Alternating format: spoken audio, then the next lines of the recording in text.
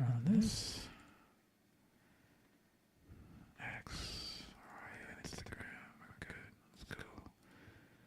Live right there. Need alert, good. Okay, and then, okay, Kristen. Okay, we're good. We're live on IG. We are live on X. We're live on YouTube. And we're live on Facebook. Very good. Very good. Okay, let's do this. Copy. Create broadcast. Post. Good. Post. Okay. Top. Link on. Good. Let's go back. Open this up here. Very good. And then, where are we? Oh, somebody else. Okay, awesome. It's Samantha. Miss Revoluzi. Okay, Miss Revoluzi. Very good. Okay. Okay, let's start this show. Let's bring this in. What was I doing? I was doing one more thing. Oh, yeah, I want a top pin. Top pin. Okay, here we go. Top pin. Pin to the profile. Pin up top. Okay, good. There we go. Okay, that's top pin. That's ready. Who's making noise? Okay. Okay, Samantha, I'm going to put your mic on mute for you. When I say hi, thank you. Okay. Guys, the post is the top post on X. Pinned to the top of the page. So that's the one I would share. Okay, let's go. Wait, what are you under, please? What? On X? Yeah, but what name? Marc Mauro. Marc. Okay, good. Thanks. Okay.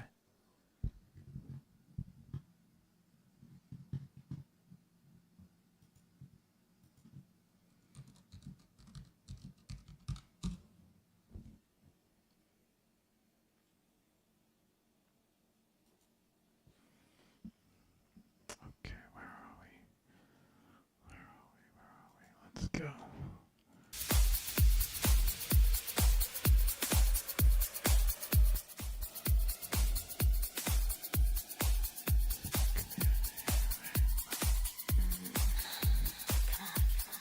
This.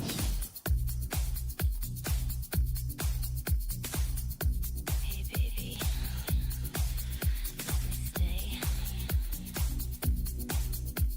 Main scene. There we go. Okay, let's do it.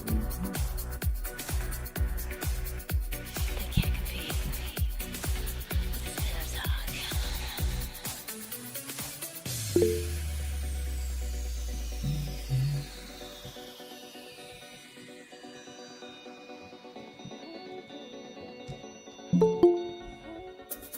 Marc, under this pinned tweet is where you're going to be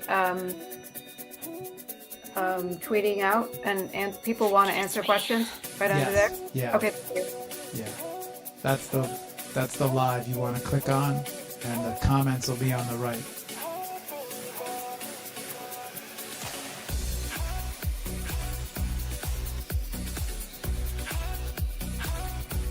Let's get together.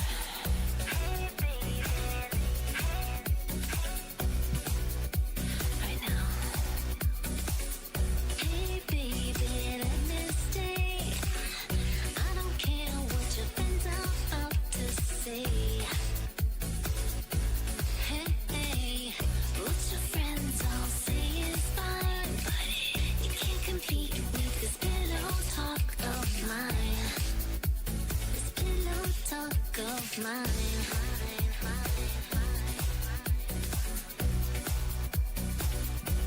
I'm pleading to you.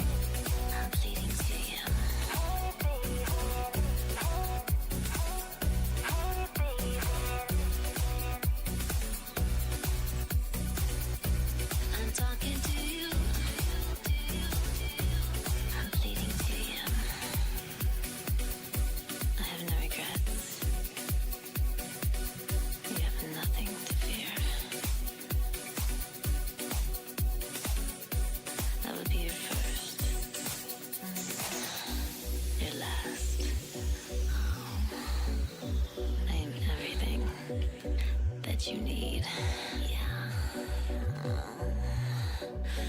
Tonight. You're gonna get it tonight. Yeah.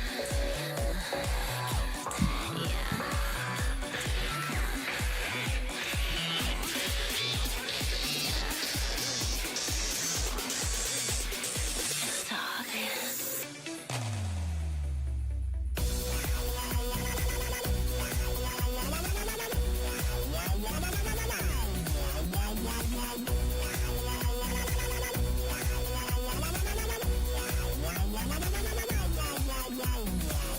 Hey baby, let me try. I wanna be the one to you joy. What your friends all say is fine, but you can't compete with this pillow talk of mine. This pillow talk of mine.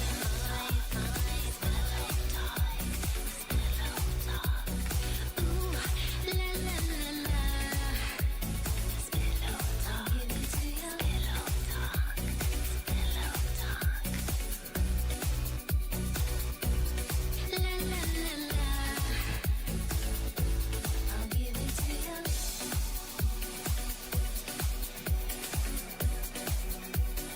Ooh, la la la la. I'll give it to you.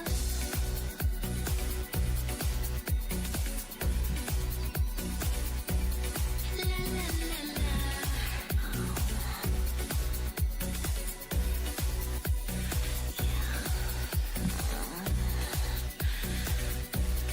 So much to give you. I'll be your first, your last. I don't care. I don't care what they say. You need me. You want me. You can't resist.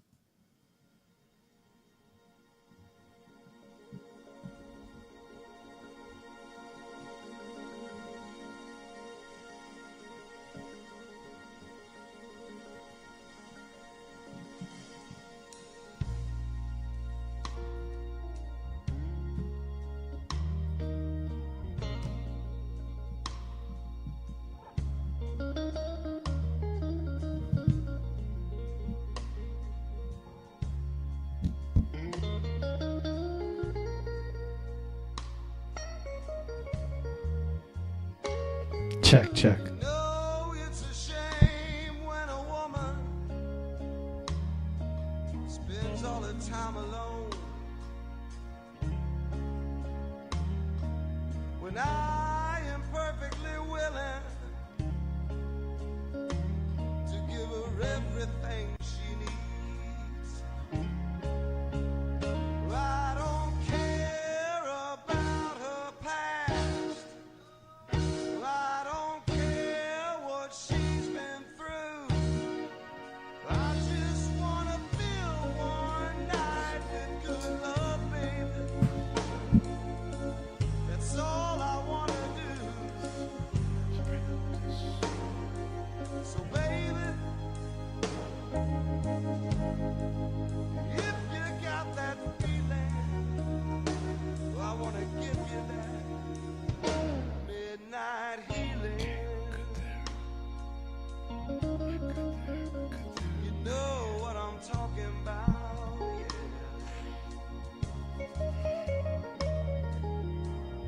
Just turn the lights down low. Come right on over here to me.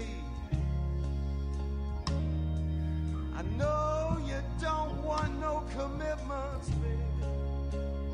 I just wanna set your body free. And I don't care what's going on in the night outside my door.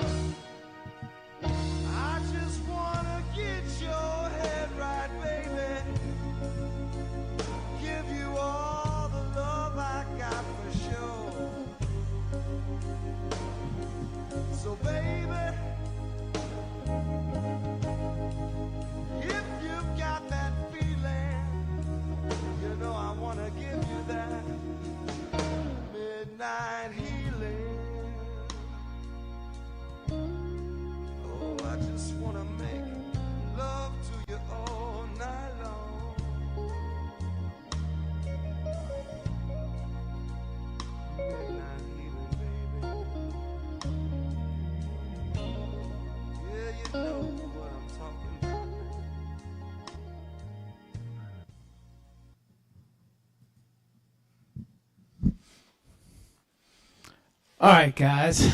What's good? I'm just going to do a quick audio check real quick.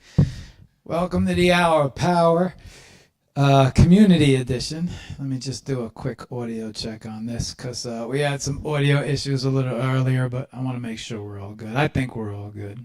I'm pretty sure everything's good right now. Check, check. 1, 2, 1, 2. All right, guys. What's good? Still have a little feed in there. All right. What's up, y'all? I know it's a little different time in the day than you guys are used to, but we're playing with the times. Welcome to the HOP, Hour of Power, on Wednesdays. You guys know how this works. This is a collab between HOP and the SUPERCOMMUNITY Gallery. You guys been seeing these shows pop up. Sketch approached me and wanted me to, maybe see if we could do some community shows for the Super Gallery. She has over 27 communities. And so today's community is Invisible Chicks. I want to get started right away. Community leader is Miss Revoluzzi, also known as Samantha. But we're going to bring Samantha on right now. And we're going to get going. You guys know how these shows work. Community leaders will talk a little bit about the community and how the community was founded and what community stands for them and some of their achievements and things that they've done, as far as also future achievements that they're planning. And then in the Super Community Gallery, which you guys have seen, there we have 6 featured artists' artworks. And those 6 featured artworks, all the artists that have submitted and were accepted will come on and talk about their art. So let's get going. I don't want to waste any more time here at all. I want to get rocking. So let's bring this up and let's make sure everything, there we go. That's what I'm looking for. Everything's good, right? Okay, let me switch this over. All right. Oh. All right. Let me, one thing left to do. There we go. All right. Okay. Samantha, Miss Revoluzzi. Say hello to everybody. Hello. Okay. How are you doing? Welcome to HOP. You guys know how, well, we're here to celebrate Invisible Chicks. I was hoping that maybe we could start the show off with like a little bit of a brief introduction to you and your community. Maybe, tell the audience a little bit about, what made you found, why you became the I mean, honestly, it's taking on a leadership role and creating a community is a little more of a responsibility rather than just being an artist.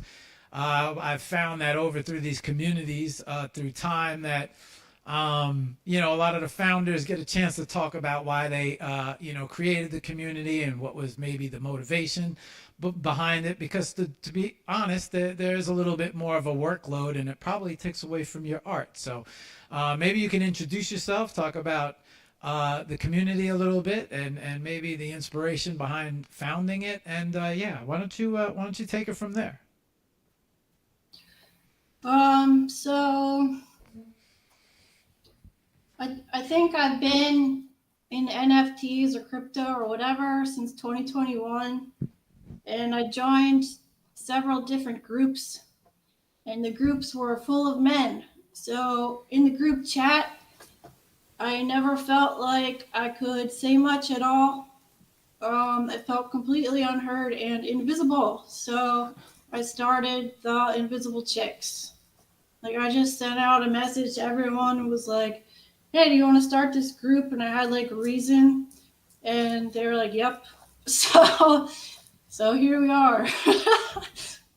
Okay, it's so funny because I was gonna ask you how you came up with the name Invisible Chicks, and that was one of my curious questions to you. Do you feel like there's not? I mean, it's interesting because I've come across a few communities of women. There's also women of Web3, I think.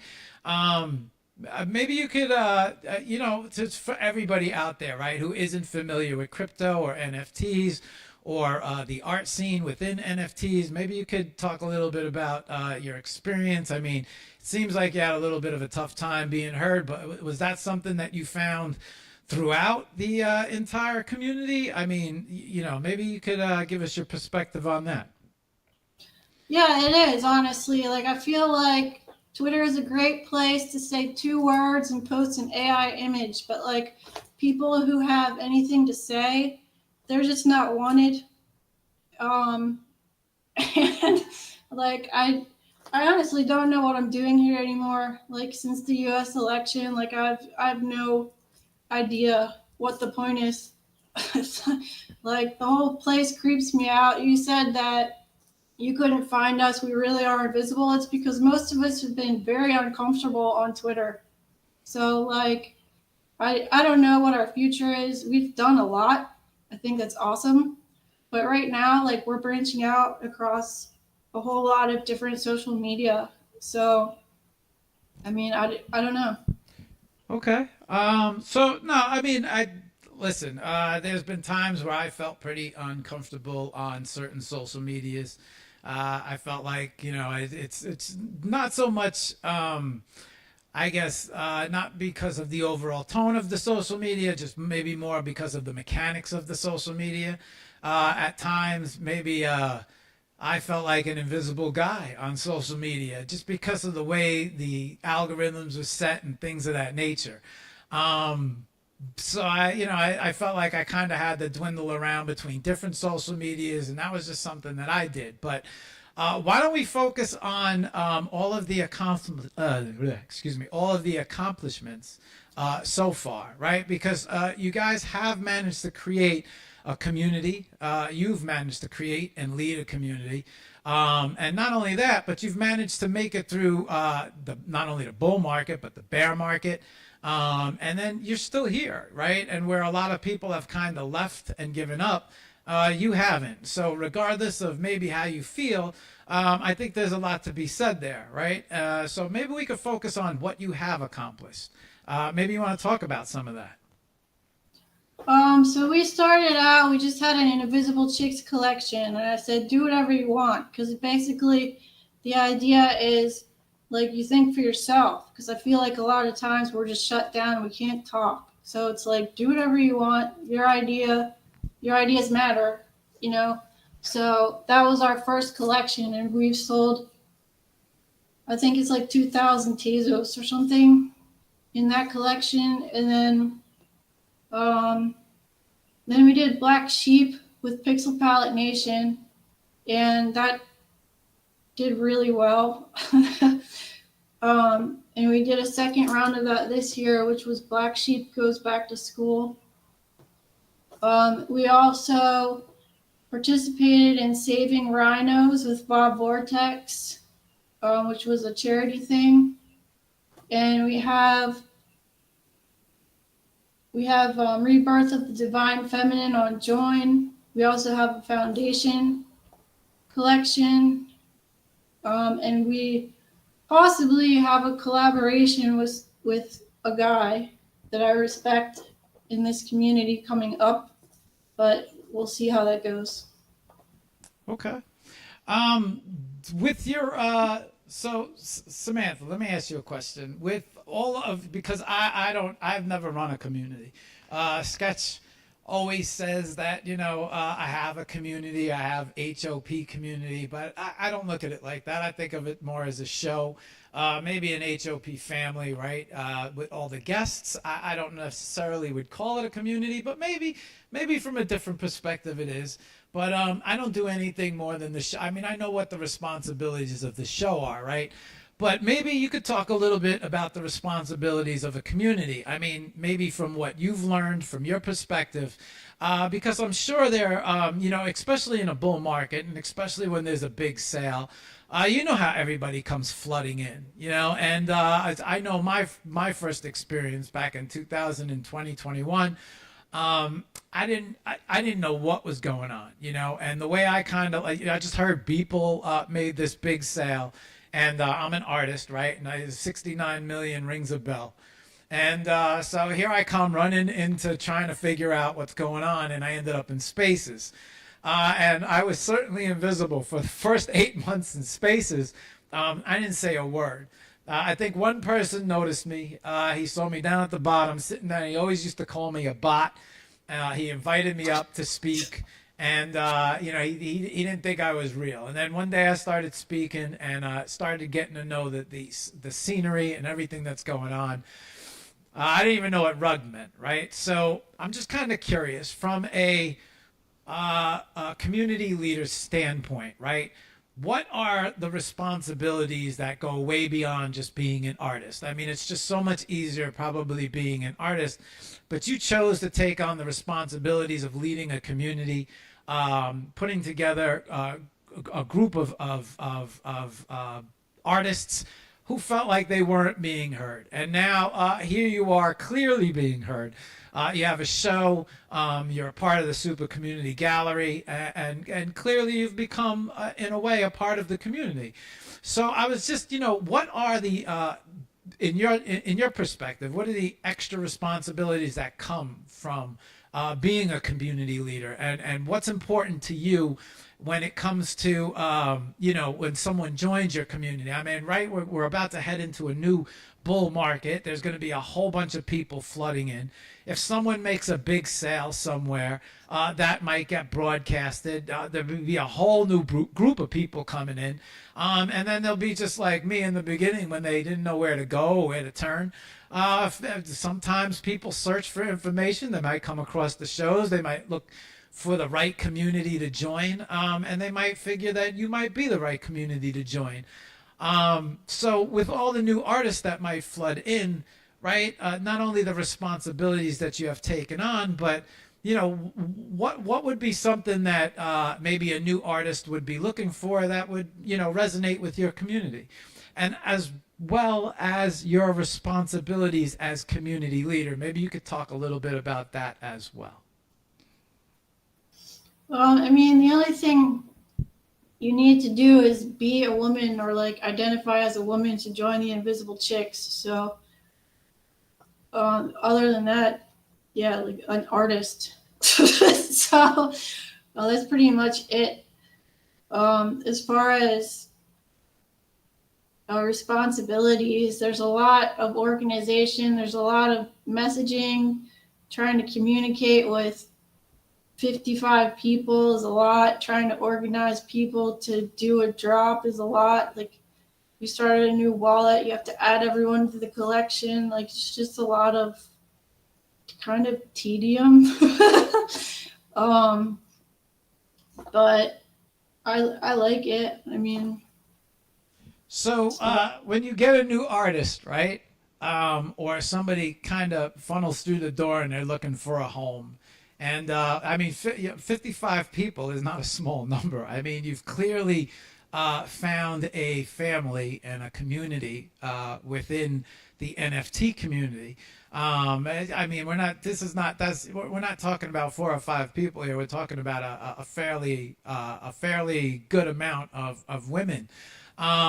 How did you, as a community leader, I mean, how did you guys all find each other? I mean, what was it, something that, did it come about through posting? I mean, as a community leader, you're probably on the lookout for maybe people who might be a little lost, right? Not sure what's going on. But I mean, how do you go about, looking for the right people or the right women for the right fit for your community? All I want is women that respect each other. That's pretty much it. So when I had the idea, I just sent a message to every woman that I could think of that I was following, every woman artist in the crypto art space. And some said no, and a lot said yes. So, yeah, pretty simple. Okay. What I have noticed through speaking to community is a lot of communities focus on getting the artists within the community the attention that they deserve, right? All of their artworks. A lot of times, I'm sure you're a voice for a lot of the other different women artists that are in your community. how do you go about, I mean, in my opinion, there's so much taking place in the NFT world. How do you go about deciding what's right for you, right? Because, or I should say, what's right for your community? You mentioned quite a number of projects, quite a number of different, drops that you guys did. Sounds like you guys had quite the amount of success. Not something that I would certainly be ashamed about or walk away from. I mean, you've from a lot of people that I've seen who've left, right, especially during the bear, you have stayed. And not only have you stayed, but you've created success from nothing. And so I think that's a big thing to take, put focus on, right? And not only that, but you have seemed to collect a family that you keep creating success for. So, how do you decide what's the right project, what's the wrong project? Especially as a community leader with the responsibilities, it seems like you want to make sure that everything that you do is the right move and not the wrong move. So, what do you look for as far as, when it comes in terms of drops, right? But how do you decide what's the right site, the right launch, the right drop, the right project? How do you make those decisions as far as a leader would go? Well, honestly, it's just if I have an idea, I say, what do you think about doing this idea? And then certain people say yes, certain people say no.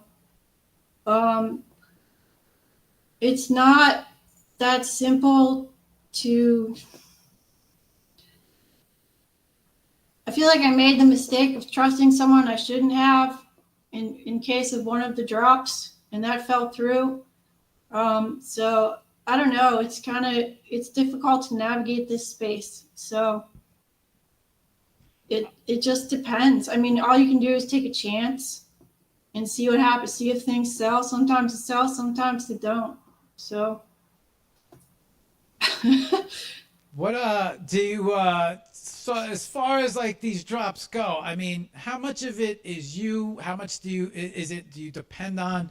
I would imagine that there's a large workload, right? You have to advertise, you have to market, and then of course there's your art as well.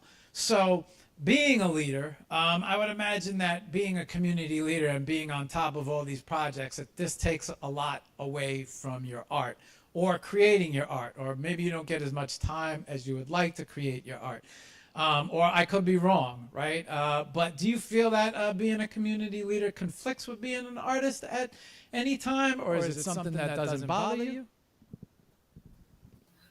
I don't know. I think that I make a lot of art regardless. Like if I make it in this scene or if I don't, it doesn't matter. I'm still gonna make art like somewhere.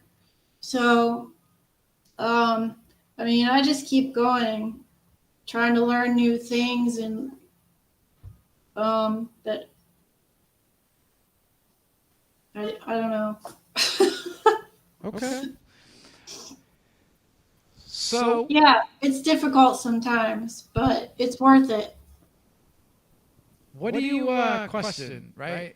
What do you look for, right? So what's when as far as you building a community, what is important for you when it comes to your community, right? You have 55 different artists that you represent, and they all have to kind of, I would imagine, have similar mindsets, right? You guys have to agree in order for a community to work. Rules, regulations, a lot of different communities have, that I have noticed. Some communities have rules, a certain way to move, a certain way that they like their artists to move. For you, what's important, what is important for you when it comes to, when you go out there? I mean, I know you mentioned it before, that you have to be a woman and an artist. But it's got to be a little something more. I mean, when it comes to, it's as far as you might look for a certain mindset in an artist or a woman, right? is there things that are more important to you than other things, or does it not matter? Does it just anyone can join? I mean, what I think is most important is communication within the community. Like, I'd like everyone to be able to have their say about whatever's going on in NFT Artland, or whatever's going on in the community or in the world or whatever. So, like, that to me is most important. I'd actually rather have a lot more individuals than just like a bunch of zombies that say like, yeah, we'll do whatever. So yeah, I just want to have like a discussion, because I wasn't able to do that in groups before. And I think it's important that we can talk and like try and make things happen. Okay. Do you so as a community leader, how do you create this communication between everybody, right? Because everybody probably looks at the community head. I'm sure that there's some pressure on you at times to do make sure to make the moves that the whole community agrees with. But you have to, each and every week, I would imagine that you have to take certain steps to keep the community moving, to keep the community communicating. Maybe you want to talk about some of the challenges to keep the community alive that you deal with.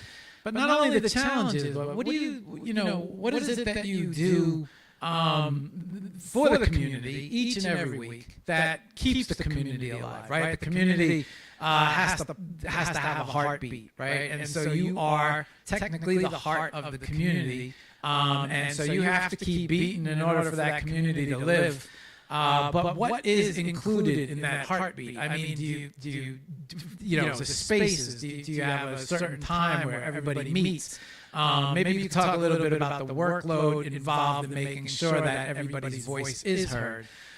Is it something where everybody, is it a vote between the community? But does everybody have an equal voice? Or how does that all work with you? Yeah, I mean, if we want to do something, it's basically just yes or no. Hey, do you want to do black sheep? Yes, no. So some people did black sheep and some people didn't. As far as keeping it going, like, there's no real flow. There's a lot of, like, we have collabs and we have activities like the super community. So I'll say, hey, do you want to do this? Because I'll get a message from Linked by Art. And I mean, honestly, it's just been really ugly on Twitter for like a couple months now because of the election, and we just weren't there. Like, the group was basically silent. So it's not, now we're all like, where are we going to go? Because I don't think we feel comfortable on Twitter. So I don't know. But it's the only place to sell NFT art, really. So I'm very divided right now because I'm the kind of person that's like, I'm not going to leave unless you knock me out. But I'm also like, this place is not safe. So I don't know what to do. Well, this is interesting, right? Because we're actually living in a real-time conflict right now for a community leader. What does a community leader do at this point, right? Do you think that there might be a different social media that might be more comfortable for you guys? As far as thoughts go, I don't think X is necessarily the only place where you can sell NFTs. I do believe that there's a lot of NFT movement on TikTok. I do believe Instagram has quite a lot of movement when it comes to NFTs. Or art itself, right? I mean, not necessarily just NFTs, but it seems like some of you guys might be physical artists. I'm sure you have some physical artists in the group. And a lot of physical artists do great on IG.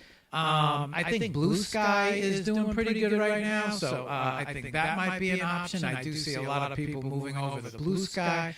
A lot of people seem to be happy with that social media. You have Threads, which branches off of IG, which, I think the more and more as time goes, I think the more and more digital collectibles and art, they expand, right? And so I think it expands across the internet and expands across all social media platforms.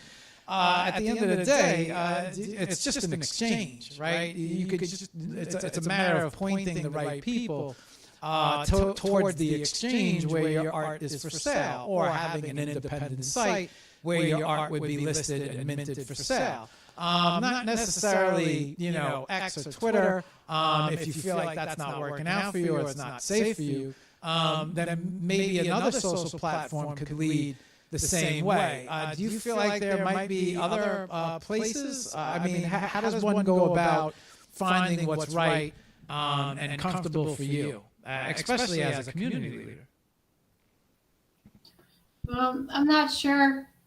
Like we have accounts on Warpcast. We have an account on Instagram, but I'm only one person. So organizing all of the stuff across all the social media, like I can't do it. So I'm not sure what's gonna happen because we all chat in the Twitter chat.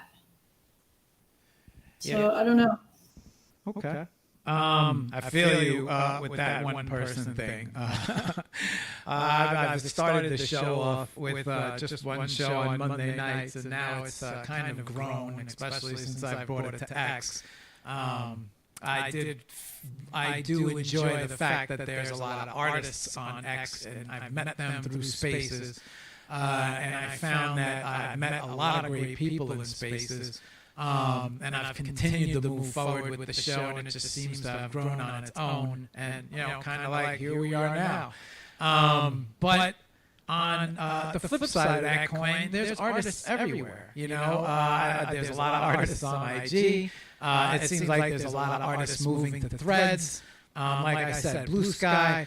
I would imagine that you would have to find the right place that you feel comfortable with, and then that you can make that jump to. Would you say that there, I mean, obviously there's a lot of work moving everybody, right? But maybe the feeling of starting over or starting again, which that's a terrible feeling, especially when it comes to how much work you've put in. But I don't think that's something that I would, walk away from, right? Because if you talk to a lot of people, Sam, people have a hard enough time selling one piece of art. Right? And here you go. Here you are. You've created these awesome communities, this awesome community, and with these awesome projects. And these projects have done pretty good. Not only that, but you seem to have success collabing with other people and other projects.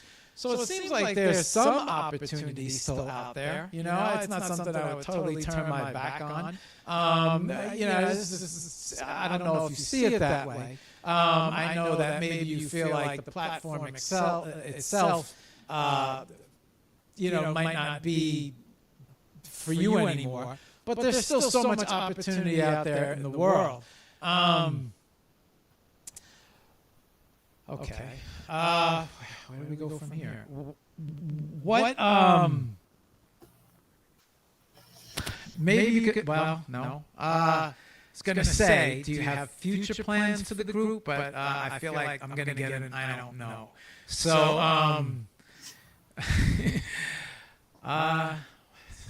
well, it's not something I would give up on, right? That's not something I would give up on. I think that in times when I feel like that I've given up, especially with the show, right? A lot of people don't realize this with the show, but I had the show for 7 years. And it might have had at most 20, 25 viewers until I started shuffling the show around to all these different, platforms. Finding a platform that I felt comfortable with because of, in terms of, monetizing, right? That was my main focus. Everything that I wanted to do, I wanted to make sure that I was treated fairly.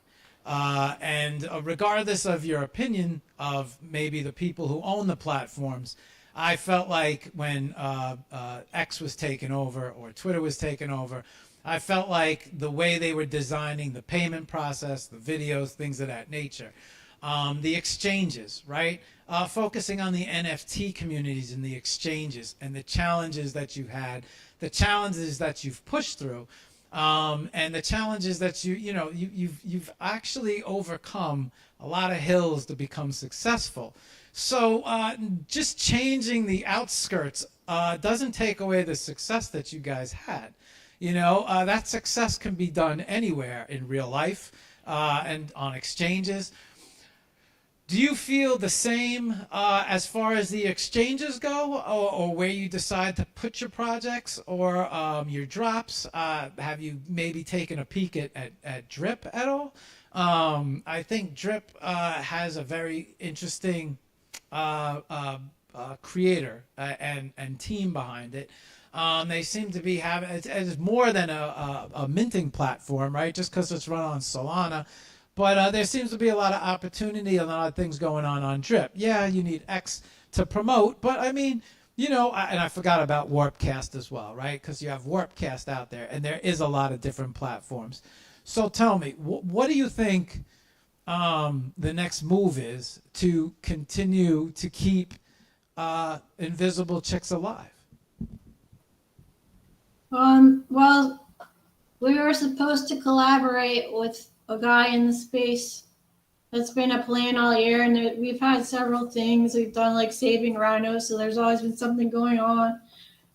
So I just sent a message to that group and said, "Do you still want to do this collab?" So that may be coming up, and that would be on Tezos. Like, I like Tezos.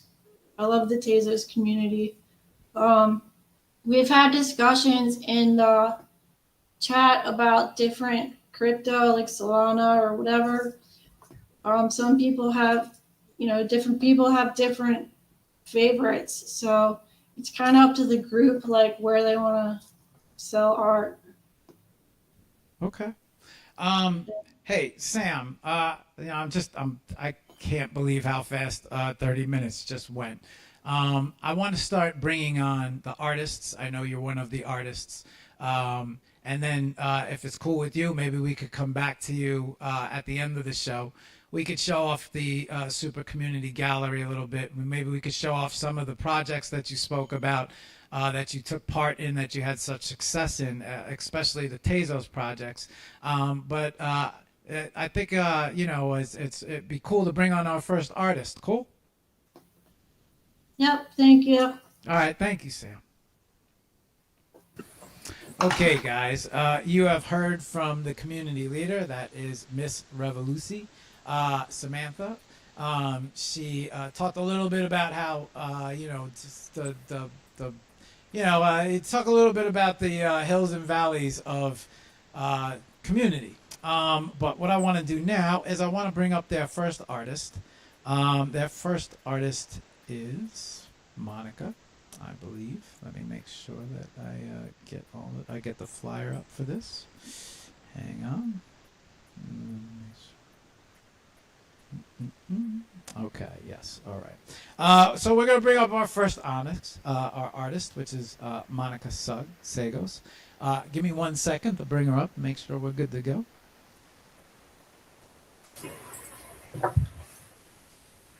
Okay. All right, that's all set there. Good. Okay, Monica, say hello to everybody. Hello, everyone. Hi, Monica. How are you? Glad to be here. Okay. Monica, maybe you could talk a little bit about yourself as an artist and introduce yourself to everybody, and maybe talk a little bit about your style of art. And yeah, why don't you take it from there? Okay, I'm a single mom, and I raised my son to the point where, my dream was always to be an artist. And I graduated from art school at age 51 in 2016. And one of the things I started doing when I was at school was I started doing digital art on Instagram. And that was, back then you didn't think about the size of the file, because you were very limited on Instagram. So I have my whole, basically almost all my art was created for Instagram, the size of Instagram, using, I'm a non-digital native. So I was not a person that knew how to do Photoshop or anything like that. I was just using apps to create. And mostly I was either doing self-portraits or putting myself into antique paintings. Like there would be a figure and I would put myself in there and in place of that.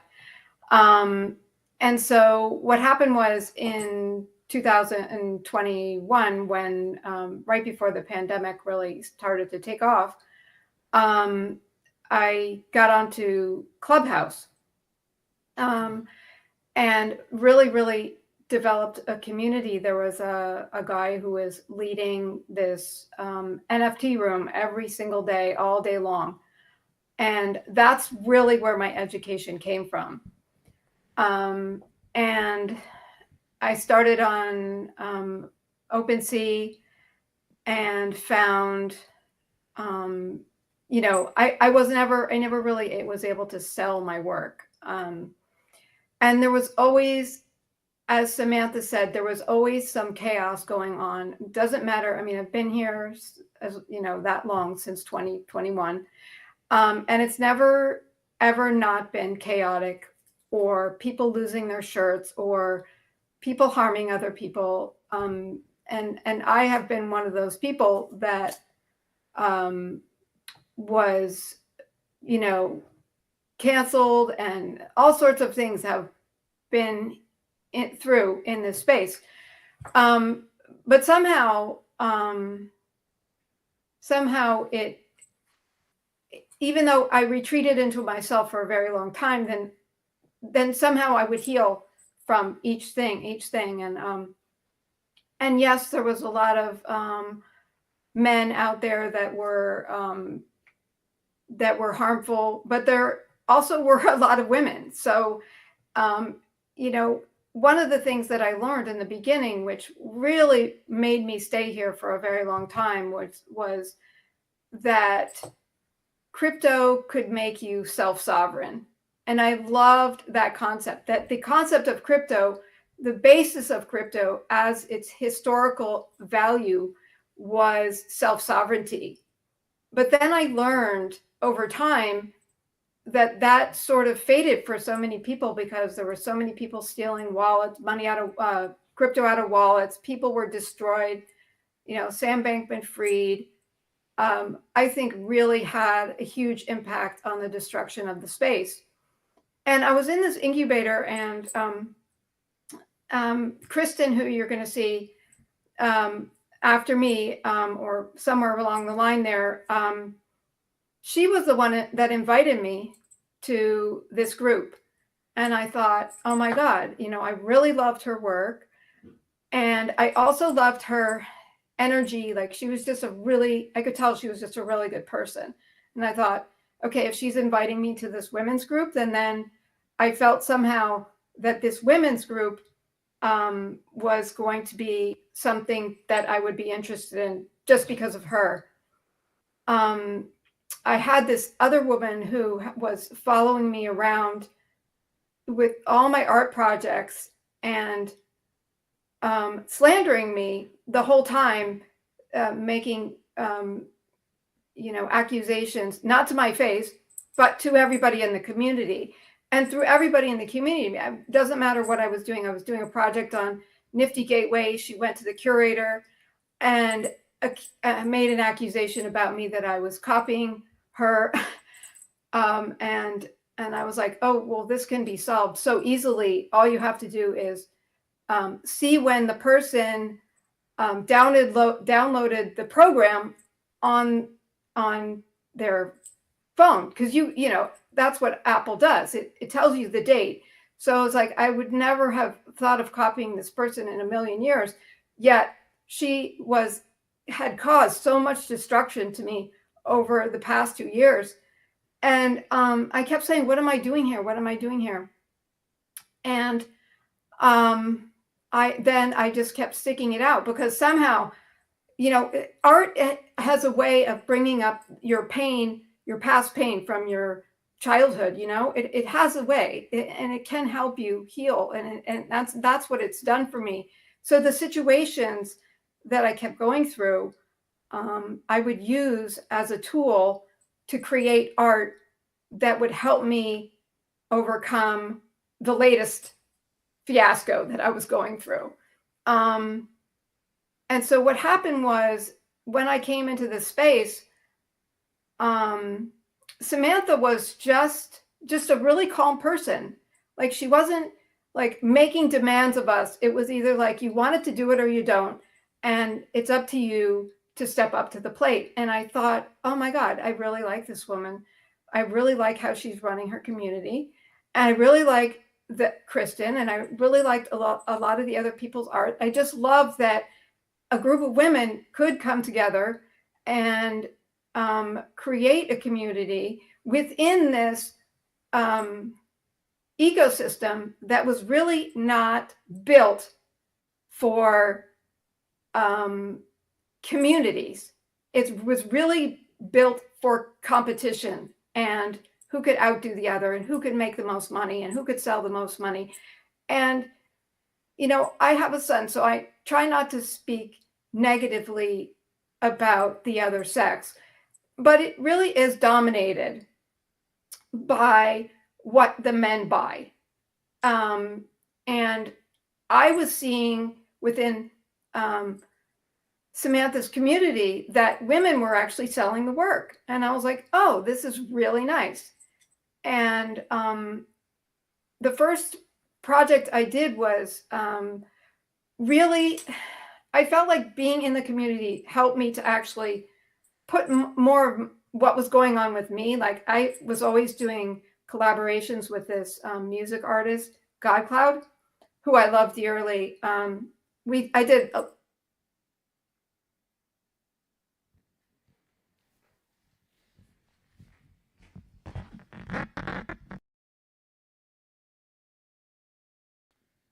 What happened? Why do we have a freeze?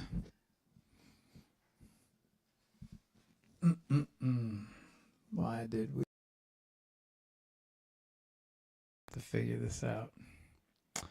Is anybody? Oh, Kristen, you're moving. Okay. Can we get a message to Monica that maybe she disconnected or froze?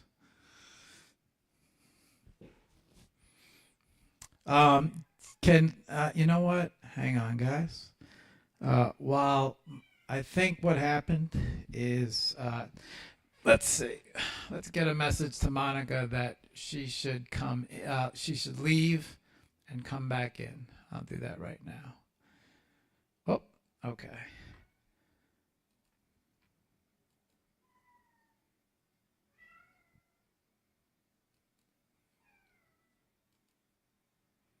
Okay, let's see, Monica.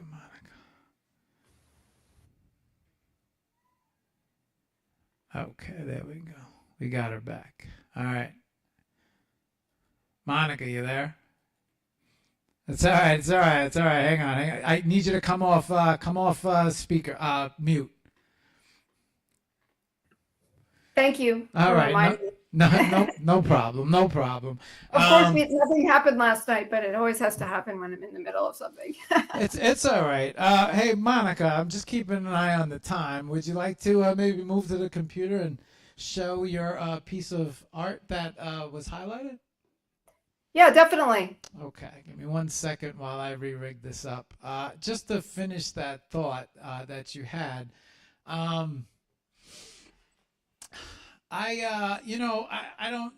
mean, you guys have a perspective, right? And I can't take that perspective away because you see it from a different way that I would see it. I haven't sold that much art, right? I've just kind of been walking around trying to learn how everything works. And so for me, I don't know that much of the buying end of it, right? I don't know where all of this takes place. I don't know what's dominated and what's not dominated.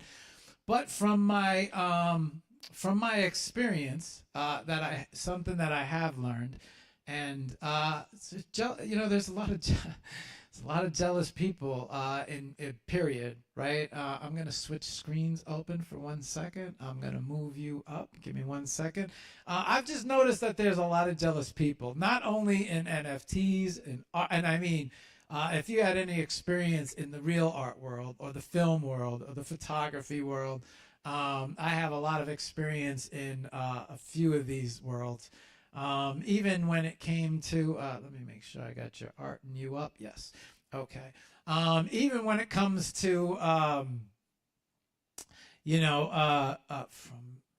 the beyond. Okay. Let me make sure I got it. All right. Even when it comes to anything as far as, let me switch the camera so you guys can see me, so you feel like I'm not talking from a mile away. Even though, let's see, where's the webcam? Okay. All right. Can you guys see me better here? All right. Okay. So, no, not yet. Not yet. Not yet. There you go. All right. Now I'm talking to you. So, I've noticed that in my art journey, right? So I'm 49. I'm about to turn 50 in December. And I've been in a lot of different art worlds. And it's just, especially when you have some talent and you're very passionate about your art, a lot of people play artists, and then there's the real artists, right? And there's a lot of jealousy that floats around. People don't like to see other people having success. I tend to find that I found the best people in the world in this NFT world, in this NFT community, right? And I say it a lot of times on my shows that I felt like I've met some of the best people I've met in life. So, yeah.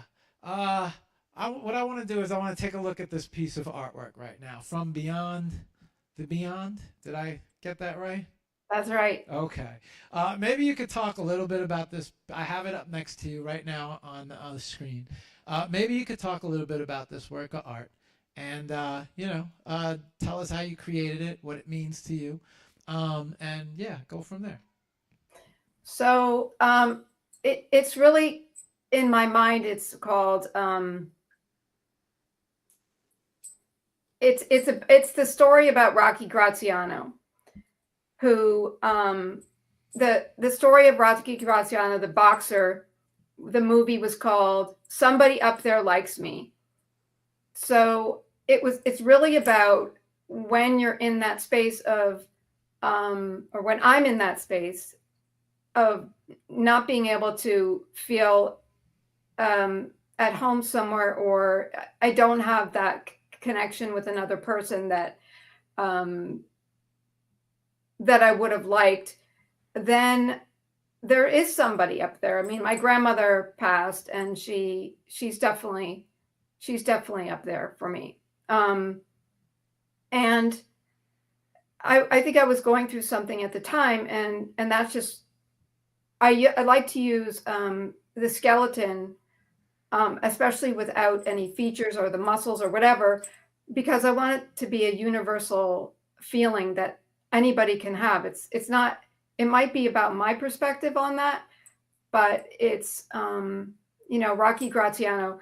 He had a horrible childhood. He ended up in jail. He ran away from the army, and then he found boxing. It's like he found and then he found love. So it's like a redemption story. And the first image, if you go to my Twitter, then after first coming into the group, I did a piece called The White Phoenix, because I felt like finally I am starting to actually speak to what's really going on. That's what this group allowed me to do. And then for this one, it was love. It was supposed to be about love. And I thought, to me, the strongest love in my life has been from the other side. There's no other way I can explain it. That the most help I've gotten has been from my dreams, like my grandmother visiting me in my dreams, and so I wanted to convey that even though there were so many times I felt alone, especially in raising my son, and even in the space, that that somebody can give you enough love from the other side that everything is going to be all right. And I do everything I have been doing is collage. So what I do is scour the internet, like every single piece. I make it into a full painting, like it looks as if it's one image, but it's really like at least 20 or 30 different pieces of collage that I've put together. And I use, video a lot too. I like video. I really, and this is the digital part of my art is just one piece.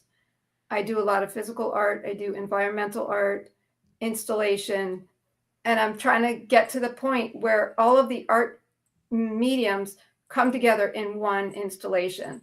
So this has been a true education for me to be in this space, learning how to, become digitally, not an expert, certainly, because I don't think I even will, I don't even have enough time probably to do that, but I'm way more educated on what's high res, how to put things together, the apps I can use that can make my work look as if I'm using, the kinds of programs that other people use. And that's what I've always done, is searched for that program that I can use as a simple person to make it look more like traditional crypto art. Monica, what did you use to create this? Procreate. Okay. Okay. I'm keeping an eye on time here, Monica. What I want to do is I want to ask you, I'm going to reset the screens right now. Thank you for talking about this work of art. What I want to do say is, hang on while I reset everything. Full guest screen. Okay.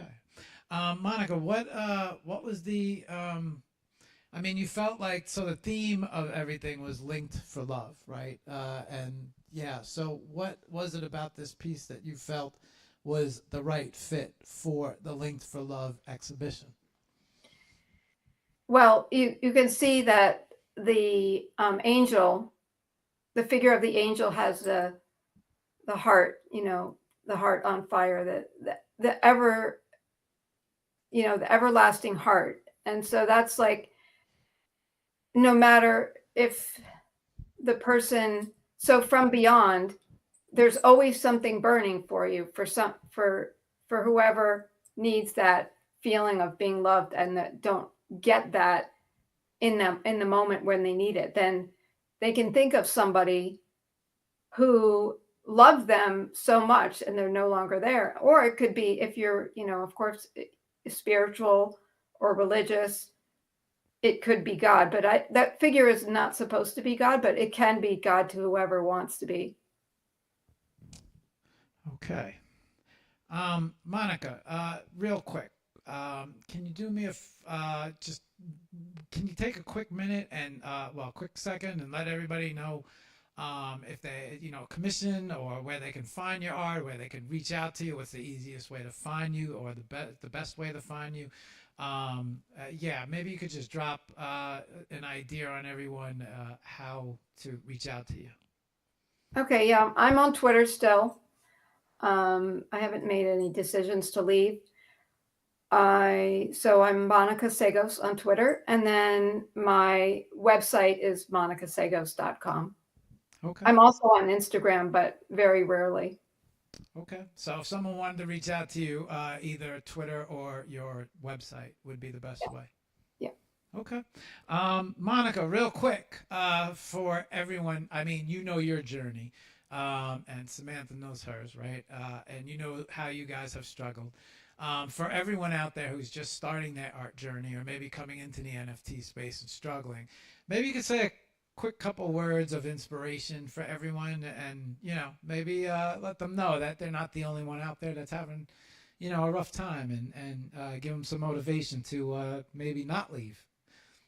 Yeah, I mean, I don't think I don't think one has to leave. I think what I learned, from Kristen inviting me here and being then meeting Samantha and seeing how easy she was, that things are not always how they appear. Things can change on a dime. Life can change on a dime. Just for me, I would say like the most important thing that I'm learning is that I have to make work that really represents what I want to do, even if it's scary to put it out there. I think that's what's held me back for a very long time. It's being scared to really show what I want to make. And I'm starting now to develop a collection that's more risky. So basically, face your fears. Yes. Okay. Awesome. Yeah, I still have to do some of that myself. Right. So pretty much anyone can relate to that, I think. Yeah, no, 100%. A lot of times I think we create art, and we're half of the time I think we're scared to release it because what is everybody gonna think? Is it gonna sell? Is it not gonna sell? People gonna like it? Hate it? There's a lot of as artists we face a lot of insecurities, and we put a lot of heart into our work, and it's tough. It's just like releasing your baby to the world. You don't know if it's going to be accepted, loved, hated, and there's a lot of pressure there. So a lot of people would prefer to like maybe put it up against something and let it collect dust and not let anybody see. But you've released this piece. It seems like you've had some great success with it. I want to congratulate you on the Linked by Love being accepted, especially with Invisible Chicks and the exhibit and having your art displayed. I appreciate you for taking your time, coming on the show and sharing your thoughts and everything that thank you for taking the time out and coming on and giving some inspirational words and talking about your art. I appreciate it. Oh, thanks, Mark. And of course, thanks to the group and especially Kristen and Samantha. All right. Awesome. All right. We're going to move on to our next artist. Thank you, Monica. Okay, guys.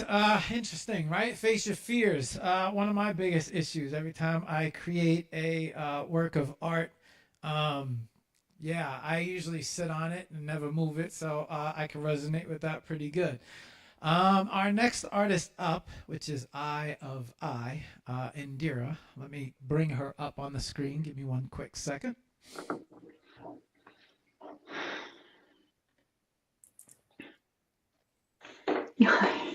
Hi, Monica. Okay.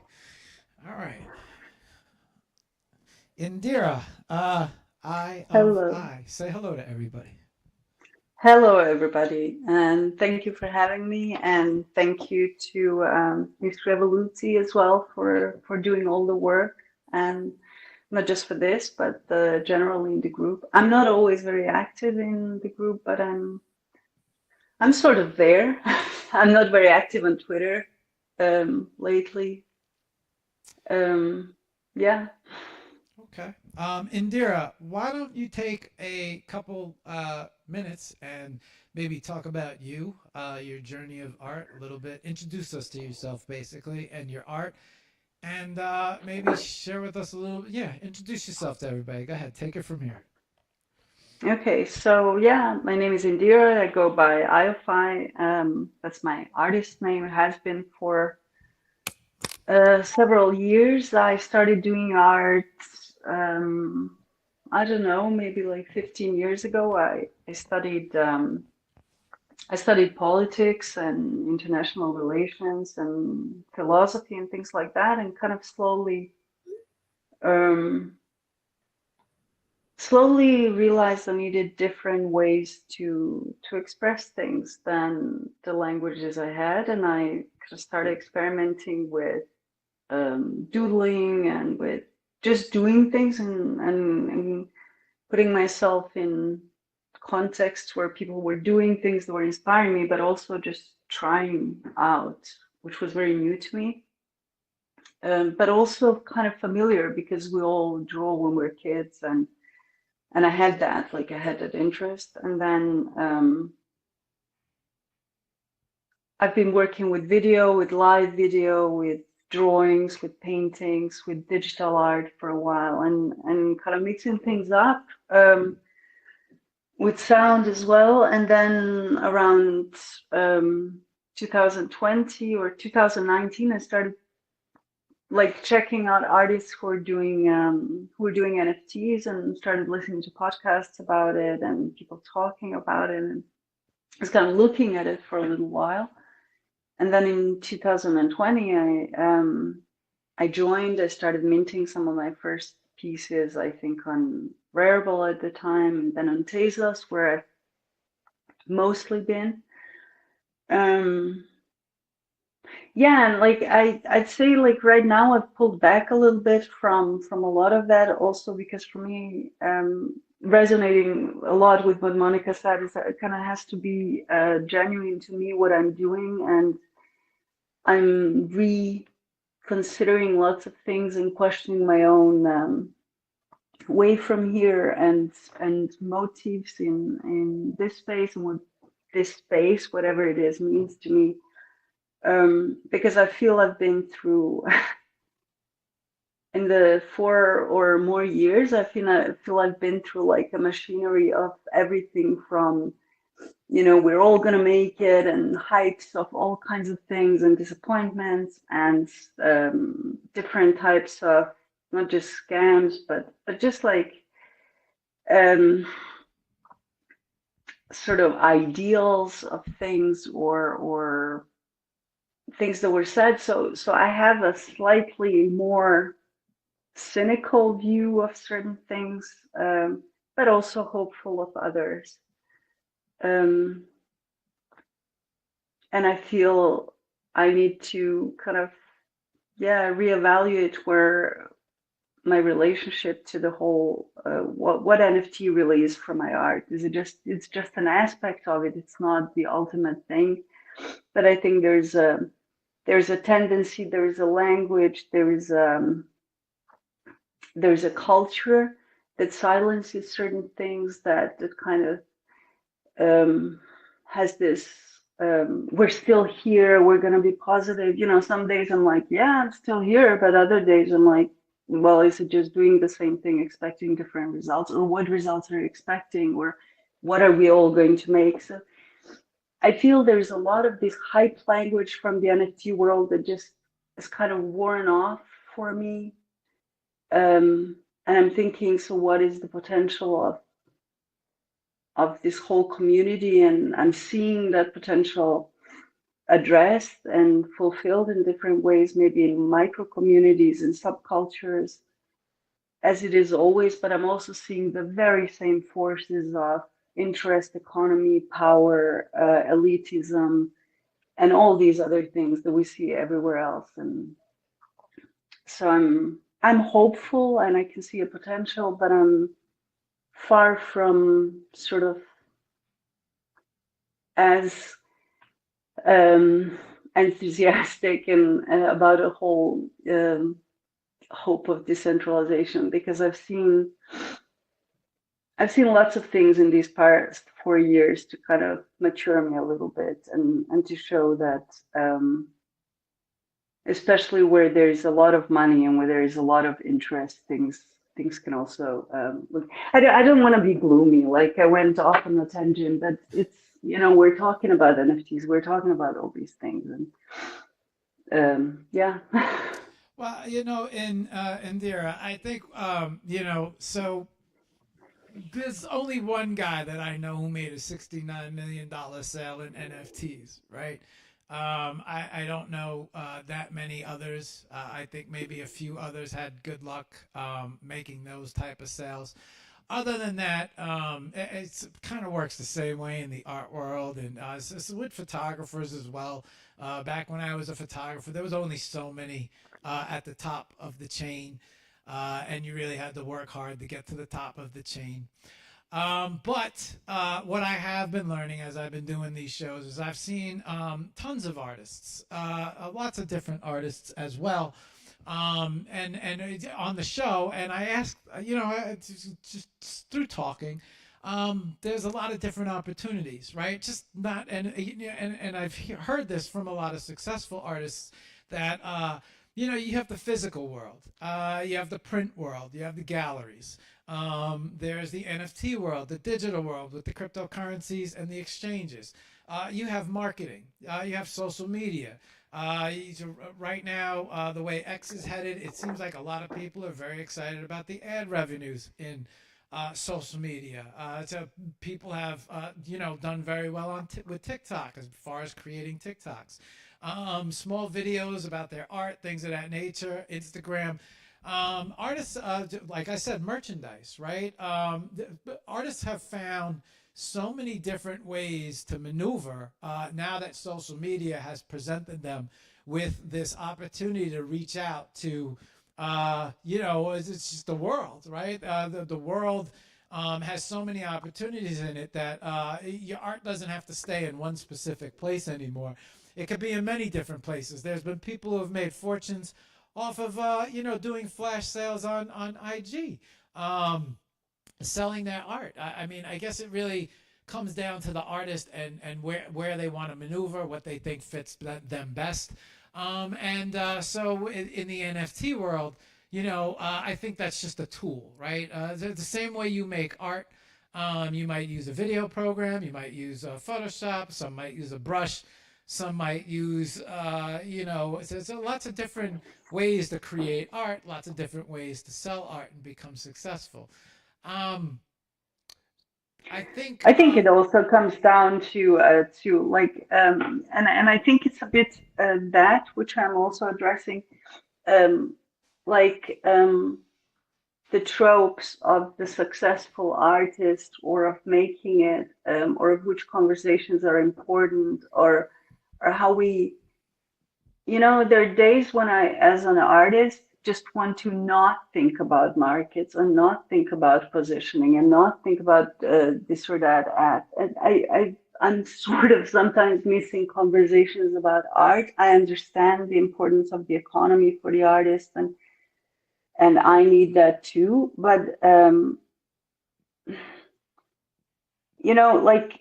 that's, I think, what kind of is increasingly turning me off from the NFT world, is that a lot of conversations are about the economic aspects of it, and actually taking the language of people who are speculating in profits and all these things, and that's fine.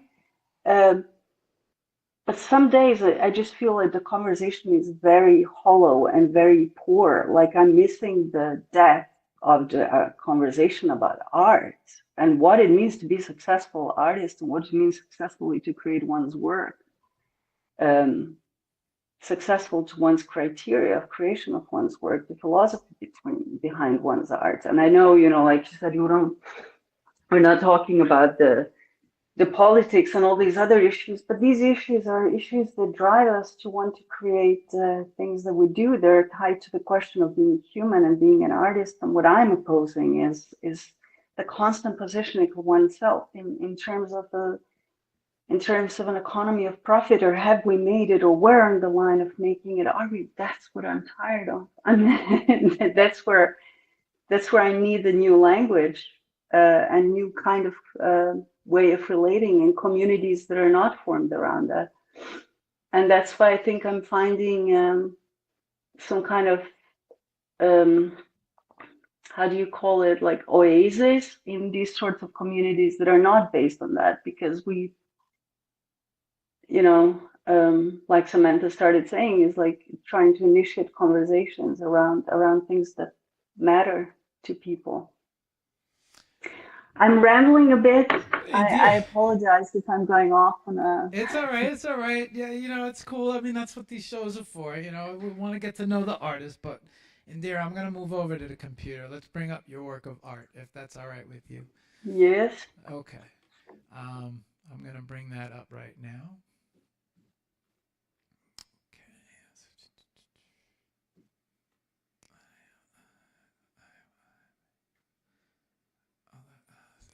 Okay, here we go.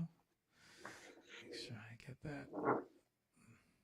Other eyes as Yes. Okay. Yes. Okay. I'm going to bring this up now. This is your work of art on object, correct? Yes, it is. Okay. Give me a It's an second. okay. Give me 1 second just to Hmm. do the screens here and make sure everything's good. I want to bring you small. This. There we go. I'm going to bring you over. Boom. There we go. And then we're going to bring this piece up. There we go. Let me make sure I don't want to cut you off. And no, I want to do that. Okay. Um, Indira, I have your work of art next to you. Um, maybe you want to, the name of the work of art is Other Eyes as Mirrors. Yeah, others. Yeah. Maybe you want to take a few minutes to talk about this work of art. Okay. So the work is actually continuing a work from a analog piece I did of a person with like a double face with different colors and kind of digitized that and then started extracting other faces, and that's taken over. So the physical piece um, is part of a series of self-portraits that I did in acrylics and in ink. And then that piece, that digitized piece, was kind of one version of it. And then some time passed, and then I started extracting new forms, and then that was kind of the next version of it. And then the third version was minted for the event, and it's basically this whole reflection of seeing oneself and learning things about oneself, mostly through different relationships we have with other people, and both understanding the aspects of others in ourselves, but also through these relations, through the dynamics of them, sometimes through challenges of them, through things that trigger us, seeing ourselves in different ways, like having the other person's view, having their look at us, or having their relation to us be our own mirror to ourselves. So kind of made me think, because the piece is also made over so many times and over kind of lots of saturation of these relationships, how uniquely we form relations. You know, you can have one person and they have very different relation to different people. They represent different things in each one's internal mythology of things, um, and whenever I think of, you know, a lesson in life or learning something about myself, there is some kind of relationship to that which is around me, or to those which are around me related. So and that's why the figures are sort of coming in and out of the screen, and there are different figures, you know, behind the figures and merging, because it's sort of a process of unfolding. And maybe, you know, maybe I continue this piece, and then several years later there's another version of it. So that sort of is a bit the way I work. I don't.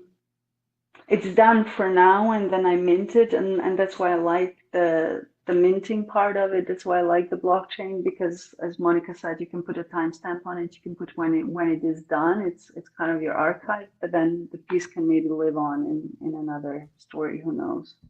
Yeah. Hey, I just want to take a quick second to let you guys know you're getting a lot of love. Sven's here from 23 Artists, and he is supporting all you guys in the chat. Sketch, linked by Art. Mariella is also here, and they are rooting you guys on. Now, Indira, did I hear correctly that you said that this was the work of art was created a lot of different ways, just not one specific way? It sounds like there was physical involved, and maybe, yeah, really quickly talk about the different formats that you use to create this piece of art. So it would, like, technically it would be physical piece digitized, and then I split it, you know, so that the two sides of the face come on either side, and import it in Photoshop. and then I start mixing it maybe with some other pieces, and then I start drawing and painting in Photoshop, like digitally, and some of the like fine forms or the little drawings, they're done in Photoshop afterwards. Oftentimes, like not with this piece, then I print that out, then I draw analogically, then I digitize that, then I put that into Photoshop, then I draw on top of that. And lots of these pieces kind of have layers and layers of things. And then in these layers, I start seeing things emerge, and then I try to extract them. And then here I could see like the face in the middle emerge, the other faces emerge, and then I kind of try to allude to them and extract them digitally. So yeah, there is a physical, and it's the case with lots of pieces that I do, that they have this mix of physical and digital, and just meshed up together. Your reasoning for thinking that this piece would be the perfect piece to submit to the Linked by Love exhibition. It's because it is love is a complex thing. It's, love is a painful thing. It's it's a beautiful thing. It can be very positive. It can be connected to memory, to grief, to hope, to motivations for why we do things, to even its opposite. So it's a complex. It's a complex, not just an emotion. It's a complex sort of relational dynamics we humans have, and one that generates a lot of I don't know, meaning for and the reasons why we do things the way we do, and then we are linked, whether we want it or not, to everybody around us in different ways. But to those people that we have some kind of relationship to, we're so sort of helping each other make meaning of our own lives, is basically what I wanted to, I don't know, symbolize or represent, to say that we are already linked, and it's already complex in multiplicity of all these relations. So very interesting take on the artwork and the reason why you thought it would be perfect for Linked by Love. And when I look at the piece, it makes sense when you talk about links. Indira, maybe you could take a quick second and let everybody know where they could find you. What's the best place to reach out to you?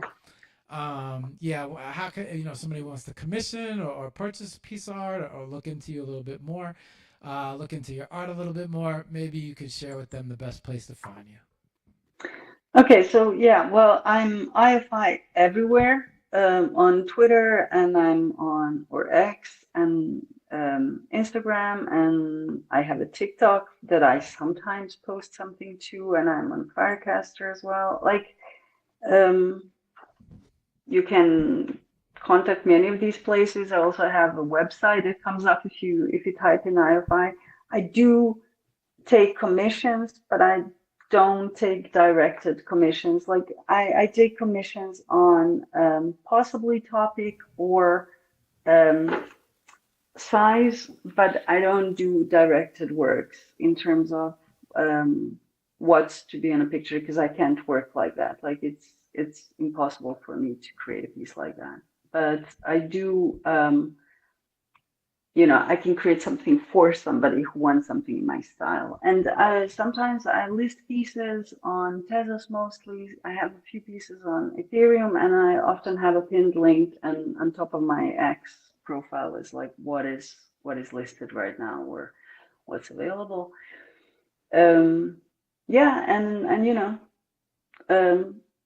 These days, like, it's not that hard to find an artist. It's just typing the name, and it's pretty much everywhere. So.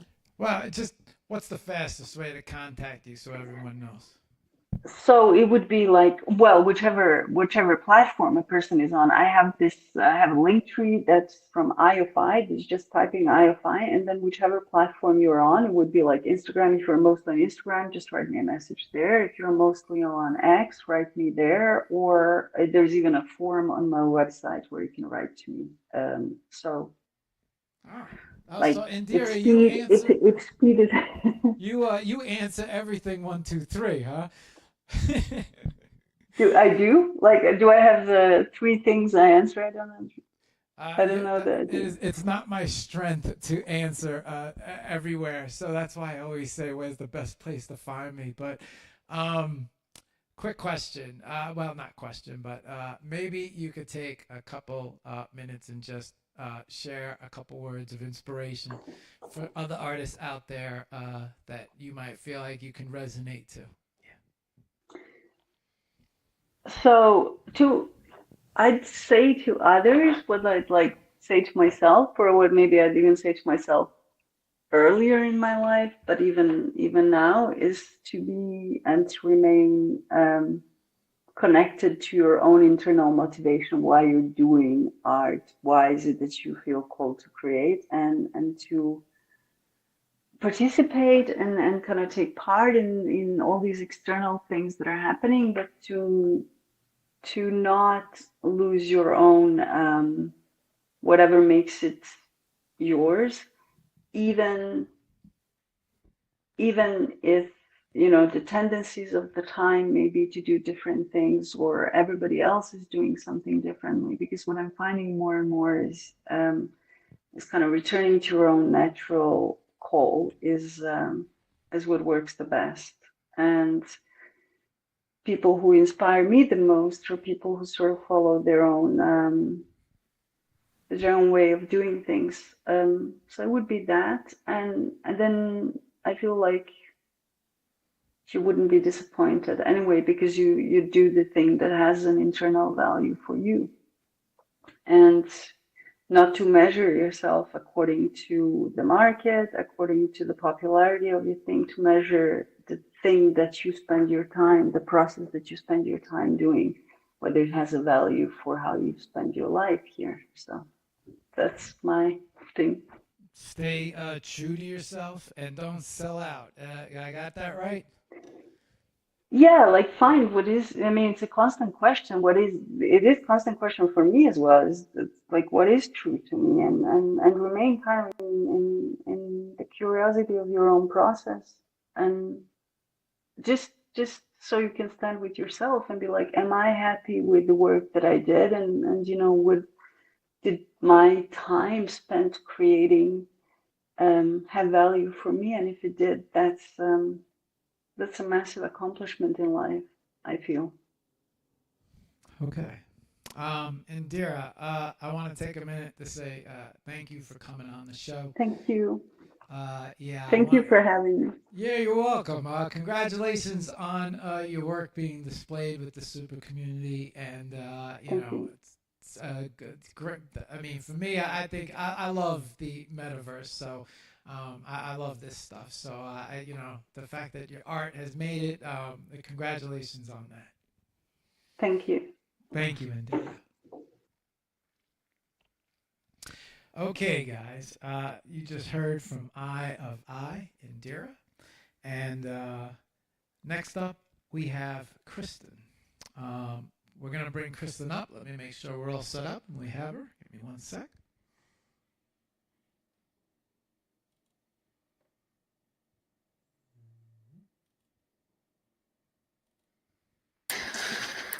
What's up, Kristen? Hang on 1 second. Let me make sure that you are good to go. Kristen, say hello to everyone. Kristen, I need you to. What do you need? Need you to center. Center. A little more. Good. Okay. What's up, Kristen? Well, just listening to everybody. Which direction do I need to go? To your left. to my left. Okay. To everybody talk about their work and about their time with Invisible Chicks. And it's just been a great discussion so far. So Here Chris, for fellow artists. Yeah. all right. So Kristen, why don't you say hello to everybody and give them a brief introduction about you, your art, and talk a little bit about yourself. So I have kind of been in the NFT, I guess, adjacent space for a year and a half, 2 years now, and exploring AI art. And my training is in realistic oil painting, and my day job is basically instructing and coaching students in that. And so when I do work digitally, I'm looking at exploring those tools and kind of merging the styles that I like in oil with kind of the ease of expression with AI and digital tools. And one of the things I like about being in the NFT space and part of Invisible Chicks is the chance to collaborate with other artists on projects that move much quicker than oil painting traditionally does. Okay. Kristen, Yep. it sounds like you have quite the experience. Maybe you could talk a little bit about, I mean, interesting because you could have been, you could focus on yourself, but you decided to teach the trait as well. How's that work? Like, I would have figured that, maybe most people would have focused on their art, but you decided to share your skill and help branch that out and share your art. Uh, maybe you want to talk a little bit about that. Well, I don't know if there was a conscious decision to teach over working on my art. It's kind of the same thing, right? The fastest way, I think, to learn something is to teach it. Um, when a student, like when I was learning to paint, I only know how I made my own mistakes. Um, when a student makes a mistake, and we teach online, so there's a further layer of removal. But when I look at their painting and they make a different mistake than the one that I made, then I have to, put myself in their shoes and be like, okay, well, where in this process, was there a breakdown of understanding, and how did they make this error that it didn't even occur to me to make, so it's a way to go deeper. And then, when I see students work, I think about 100 pieces of feedback a week, and that's way faster than I could ever paint.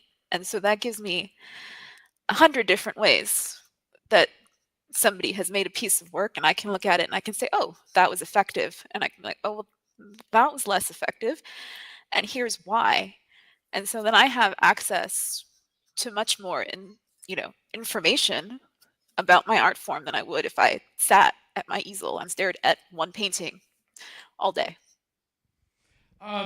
So super interesting right now, right?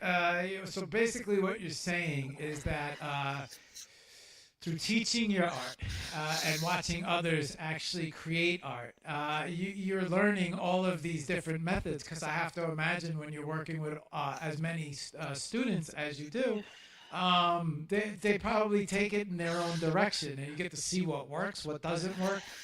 Do I have that correctly?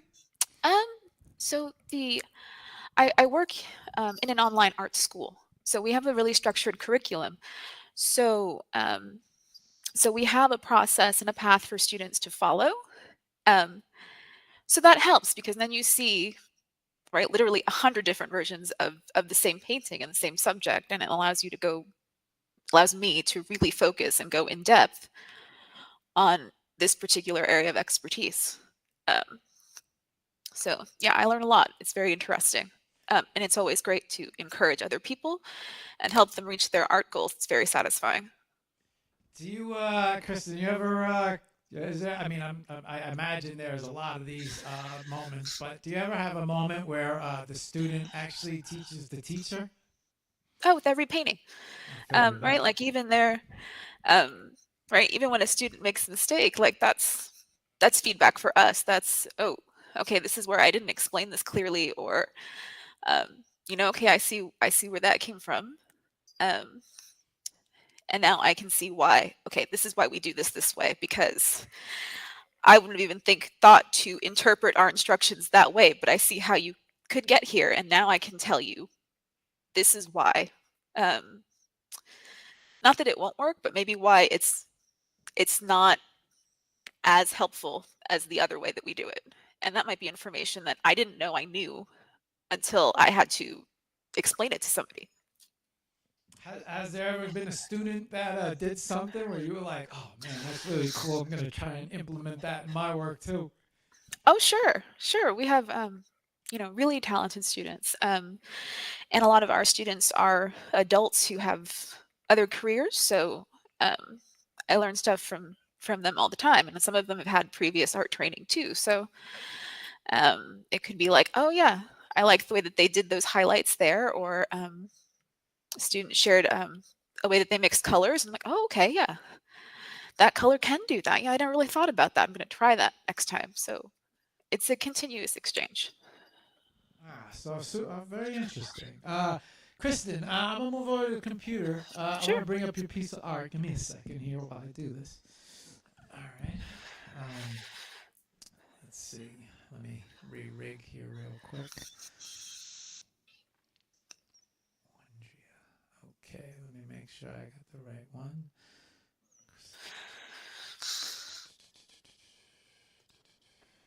There we go. No. Andrea. I'm looking for Andrea, correct? Uh-huh. Okay. Am I missing it? No, I got it. I got you. Ah, it's not LinkedIn. No, it's not. Okay, I got you. All right. Let me just reset these screens. There we go. It's full. There's half. Let me switch this around. Let me bring you up. 11. Drop this closed. Bring this over. Let me make sure I have this sitting right next to you, right? The right way.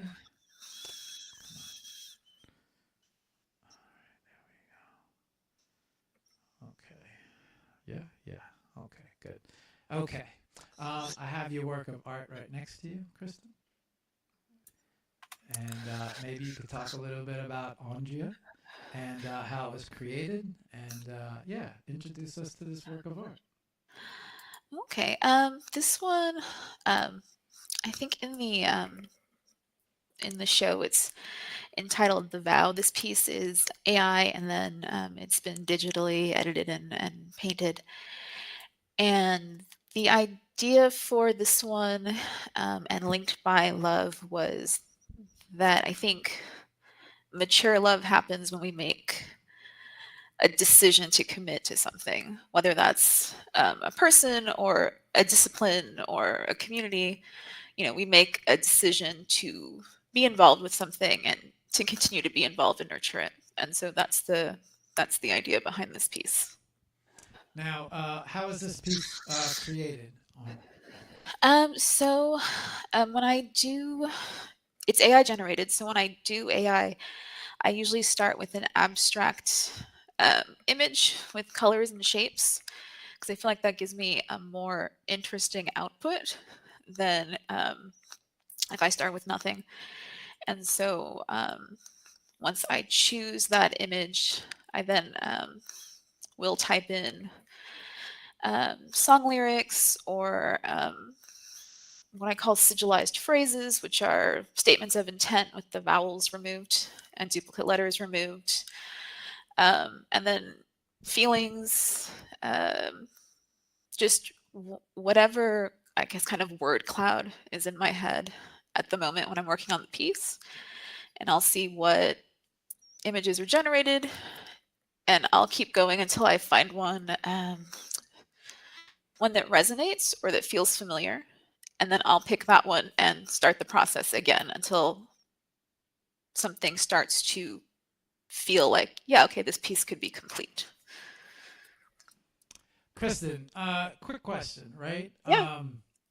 You seem to not only teach but also master and paint in physical, and then you made the move to AI. Something I haven't done yet. I still work in physical as far as a photographer. How was that the move? Is it? I mean, do you feel that? Yeah, why don't you? I mean, this is a question I have for everybody when I see they go from physical to AI. The differences, the changes, right? Because now, go ahead. Why don't you take it? So one thing that I like about AI is I like to use it kind of as a sketch or an exploration. Like there are a lot of concepts, phrases, or even just ideas where I'm like, oh, I wonder what the two of these ideas, like the overlap of these two ideas, what could that look like visually? Um, and with AI, I can put that in, right, and it pulls from its training data what it thinks the overlap of those two ideas looks like. And I can kind of go, yeah, I can see that, or I can go, no, that I don't think that's what I meant. Um, and then I can kind of push that um, with more words or a different image, or I can be like, you know what, these two starting words weren't actually what I meant at all. So now I will find new words. And I like that with AI, I feel like none of those images are wasted. There's so much of the process that you can reuse, right? You can reuse prompts, you can reuse styles, seeds, images. And so the more you use it, it becomes part of this kind of like a database of your process, how you've been thinking, how you've been working, that you then have access to. With a painting, it's harder to reuse a painting. Like this piece that I'm working on now, if I finished it and then I wanted to reuse it in something, if I wanted to reuse the physical painting, then that's pretty much done. Once I reuse it, the physical painting is destroyed. I could make a copy, but it's not quite the same thing. So I feel like the more you use AI, the more valuable it gets, because you have there's more of you that you've invested in it, so there's more for you to pull from. Whereas when you're first starting, it can be intimidating because you're like, I'm starting from zero. So, question. I have seen some people combine physical with digital.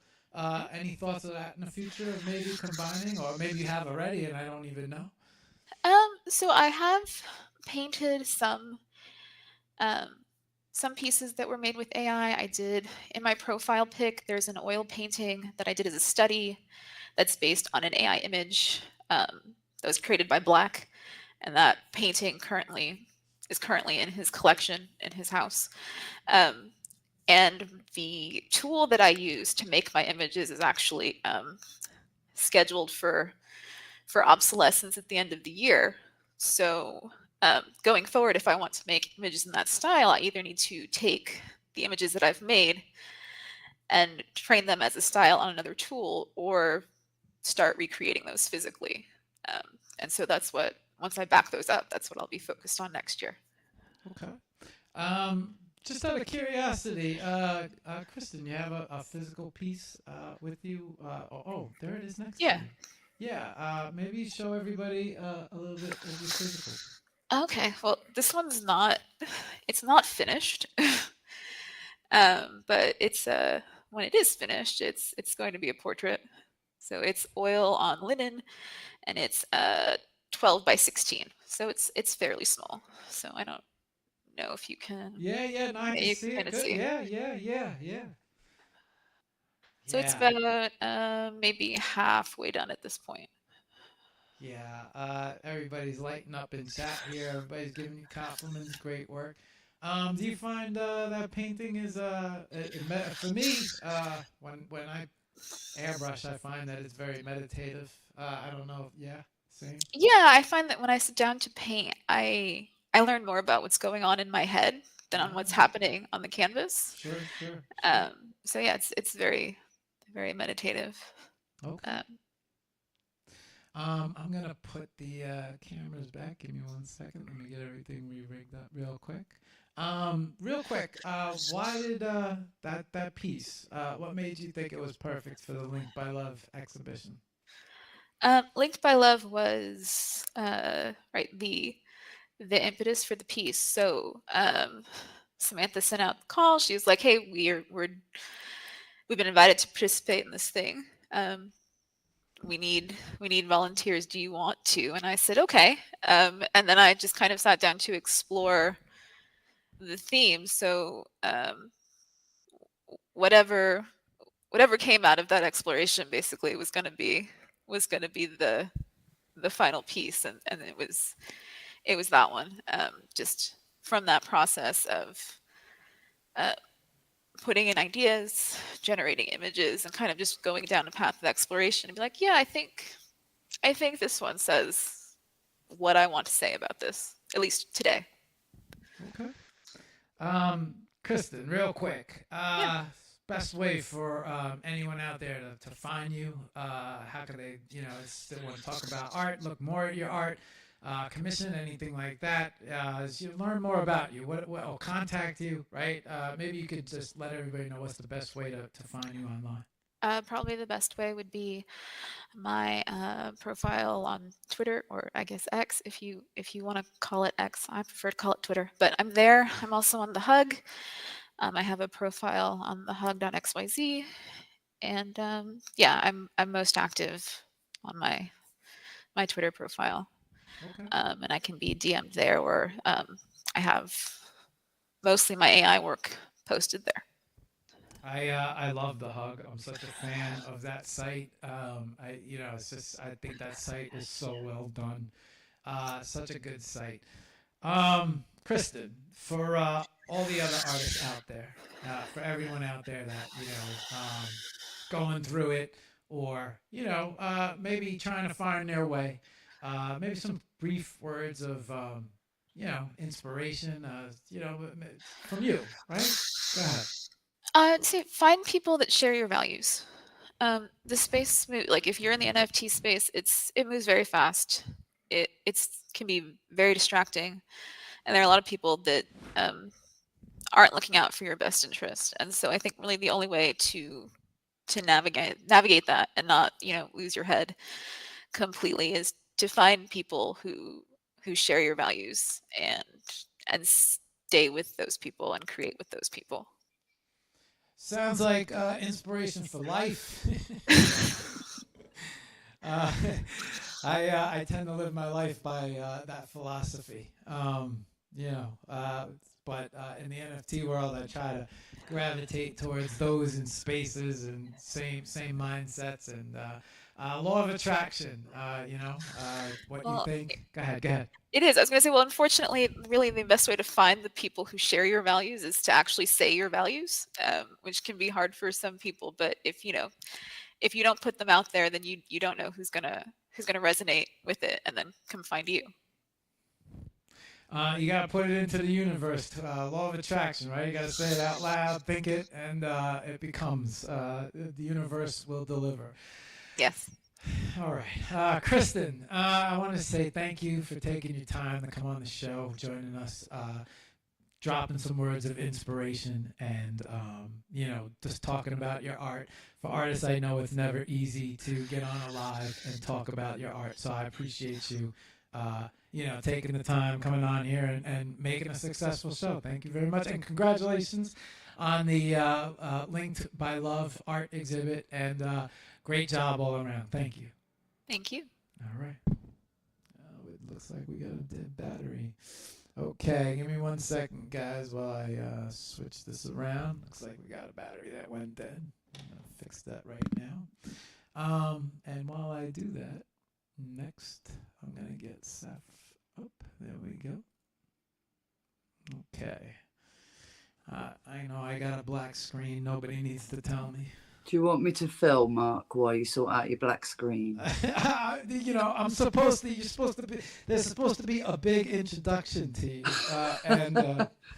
Well, yeah. just so you know, buy you some time.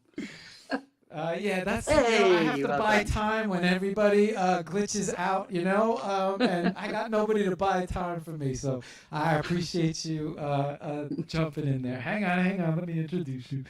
Okay, all right, Saf. Say hello to everybody. Hello, everybody. Okay, exhausted birdie. Why don't you take a quick second? Why don't you introduce yourself and say hello to everybody and talk a little bit about your art and talk about your process, maybe your genre of art, and yeah, why don't you take it from here? Okay, well, I'm going to just start with one of those things because that sounded like a long list. So I'm going to start with uh, why do I do art? I think was your first question.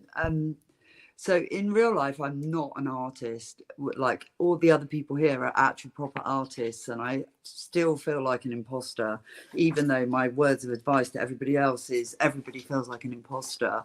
I'm a science teacher, special needs science teacher and psychologist, and I can't draw. I'm really good at diagrams, but I'm really creative. And so I kind of accidentally got involved in doing art. I was hanging out with the Street Labs people, looking at Terry Urban's paintings and kind of doing some little cartoon things kind of in homage to him. And people were like, they're really great. We want to buy those. I'm like, okay, I don't know how you do that. So I sort of learned how to do it so that they could.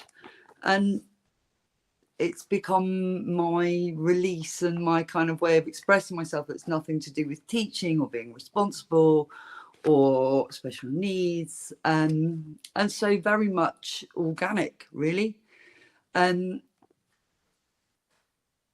then I started to hang around with the Pixel Palette Nation people who are very supportive, and through them met Miss R and these guys.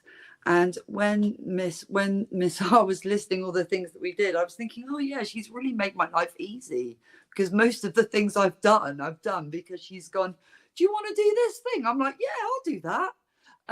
And so I've hopped on and done it. So I am just exploring, learning stuff, talking to people, having a chill time, really. Did I answer the question? Yeah, you did. Interesting. So, did you say psychologist? Yeah, so I'm a psychologist and a special needs teacher of science. Okay. What science? Well, special needs. So if I was to teach in like mainstream school, it would be biochemistry. But Oh. so special needs. So it's all quite easy. So Okay. all science. Interesting. Do you feel that well, now that you are entering the art world, has your I would imagine that just everything from your professional world, does that take part in your art at all? Do you draw inspiration from it at all? Definitely, because most of the thing that I'm concerned with, because I was going to say I'm lucky, but actually I did choose to do it. I work in a special school. So most of what I do is about developing a whole person. It's about feelings. It's about regulating how you are. It's about understanding why you react the way you do to certain things, helping yourself be calm, helping other people be calm, understanding people without them saying anything, helping people to understand what they might be feeling.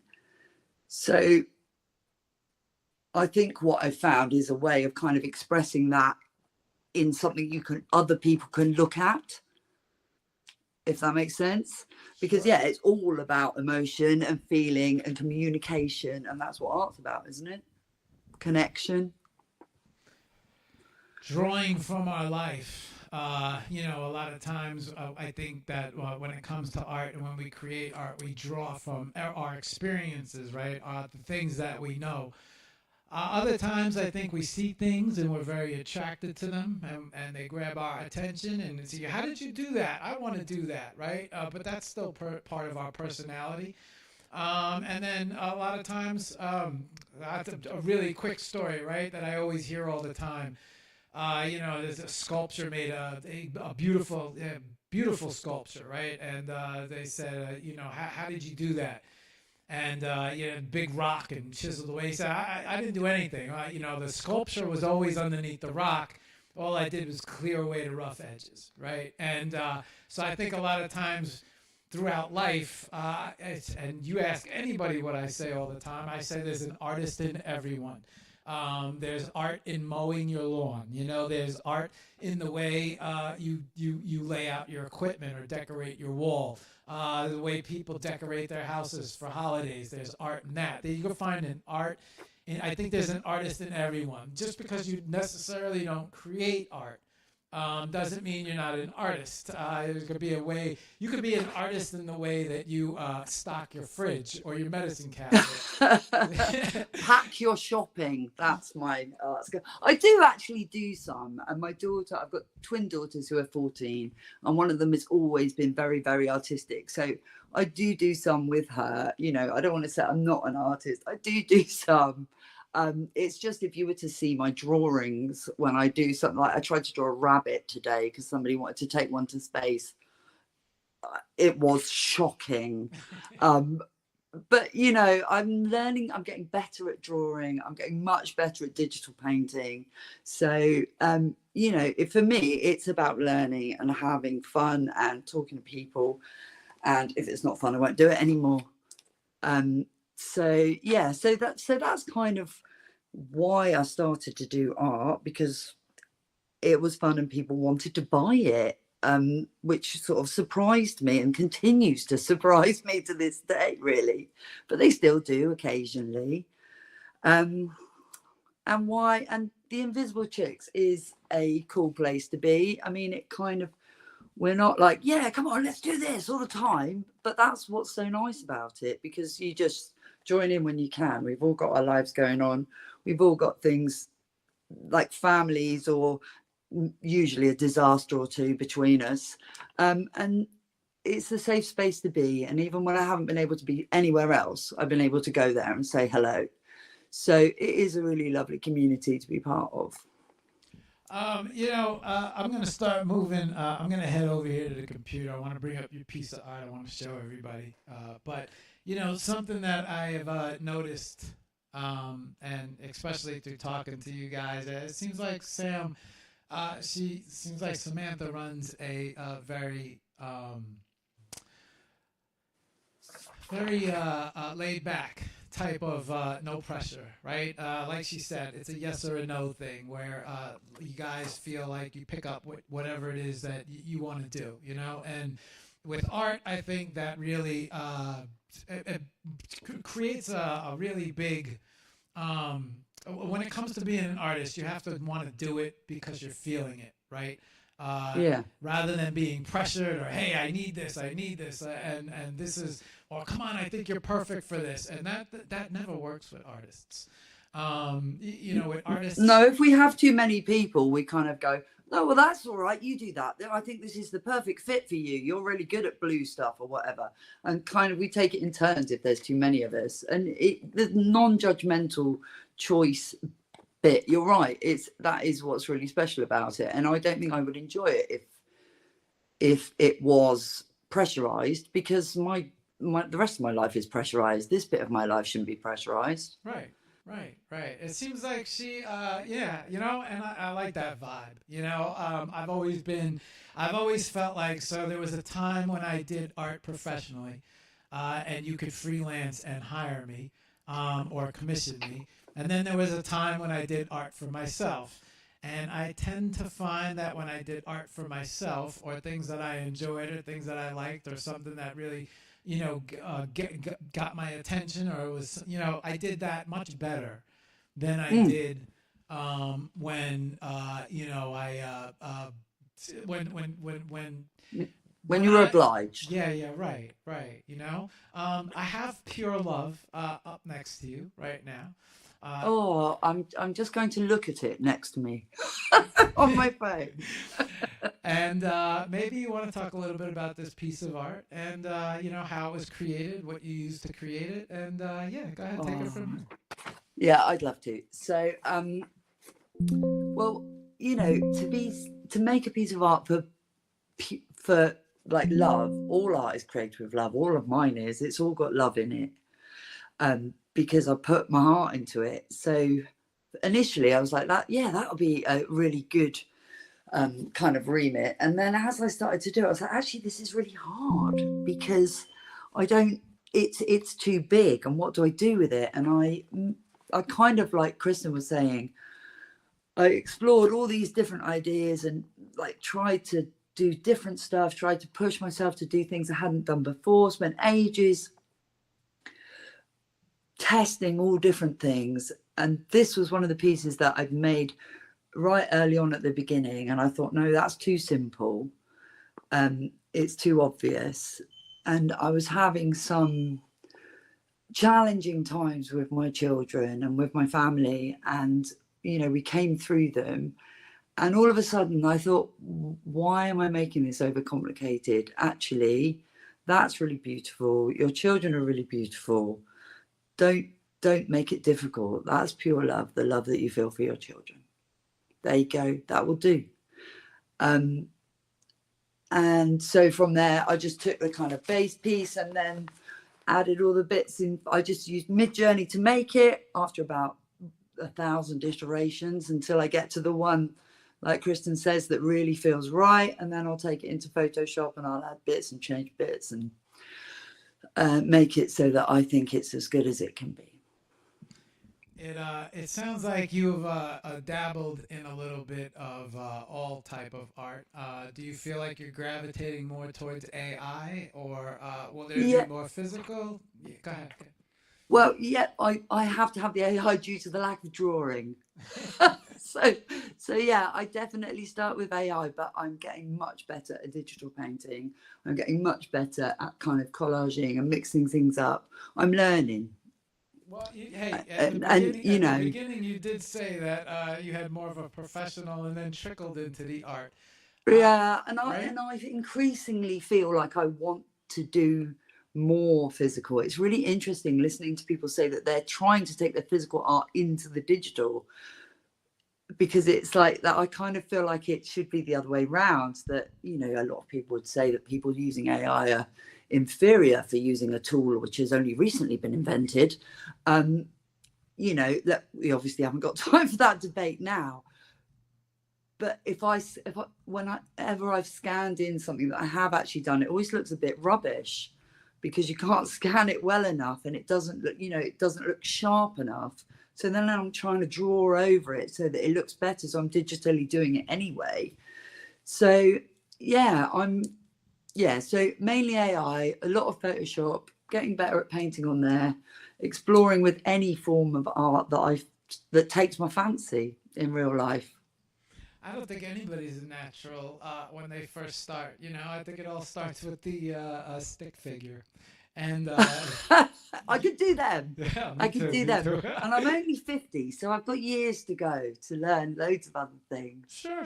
I mean, it's not like it's over tomorrow, right? You know, I mean, you found a new love, and you've fallen into it. And not for nothing, out of everything I've ever had experience about, I feel like art brings people together.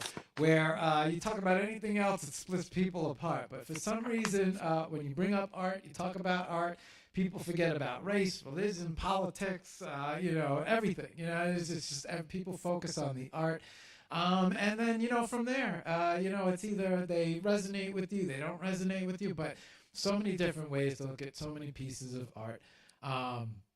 I feel like it's art's a beautiful thing, and it connects so many people in so many different ways. And well, that's the thing. So being in a community makes it even better, because then the pressure, you're not making it to sell it. You're not making it in a vacuum. You're making it with other people, and in a way, just being selected to be in the Link by Love that's recognition enough. I don't necessarily need to sell it. I mean, that's great, obviously, but it's not about that. And if you're in a community of supportive people, then you're working together to a sort of greater good, which is to make some art and talk about it together. And that makes it a lot easier, I think. I agree. It's better with friends, you know. Yeah, everything. You know, it's better with friends. I said it earlier in the show, but you know, I've met some of the best people in these spaces. I've met some of what I feel are going to end up being some of the best friends I've ever had. I don't know if it's the art thing, right? I don't know if it's the fact that we are all connecting through art. I don't know. You know, I can't really say what it is. Maybe it's the like-minded stuff. Maybe it's, you know, I tend to find that the people I found have been so supportive. They, you know, everybody from everybody in our community, you know, I guess everybody in our spaces, our groups, they're constantly on top of me. You know, they're constantly, you know, going at it. And, you know, is this a Mark? When are you going to release? Mark, when are you going to drop? When you? Oh. And they're very motivational, these people. You know, Yeah. Sketch and Shira, they, you know, I kind of told them. Encouraging rather Yes, than kind yes, of pressurizing you, though. Yes. I did actually, I have sat here because you said we should sit behind our art. I So saw did that actually, you hung some stuff. it yeah. looks amazing, I think. I was amazed with how good it looks. That I did actually sell that for some actual money, but I thought I should print it out, and I couldn't believe how good it looks. So I would like to print out loads and put it on the walls, but I don't have space. And some photography that I did, some macro photography. I see gave a that to my whole partner. wall behind you. I see a whole wall back Yeah, there. well, I kind of didn't arrange it properly, you know, because I'm not very professional at this being interviewed by you thing. Yeah, But I did my best. you have a lot of space back there. You have a lot more room, and when you fill up the walls, start hanging them on the ceilings. You know. You've gone now, I think. No, I'm coming back. I'm coming back. Oh, okay. Wait a Good. second. Where is this? What is feeding this way? Oh, I probably hit the wrong thing. Hang on 1 second. Sorry about that. There we go. That's okay. Thank you. Thank you for pointing that out. I didn't realize I did that. All right, let me jump back over here. Hey, Saf, real quick. Why don't you take a few seconds and let everybody know where the best, with your newfound art career, how can they follow you? And where's the best place to contact you in case somebody wants to check out more of your art or follow what's going on? Yeah, why don't you give everybody the heads up on that? Okay, so I'm Saf, also known as Exhausted Birdie. So I'll either be Saf or Exhausted Birdie. Long story why. But on Twitter, I am Exhausted Birdie. Have a look on there. My Pure Love piece is pinned at the moment. And if you look on the link tree, all the links are there. My hug's on there. My hug's pretty good. Most of the others, you know, I've got a job, I've got a family.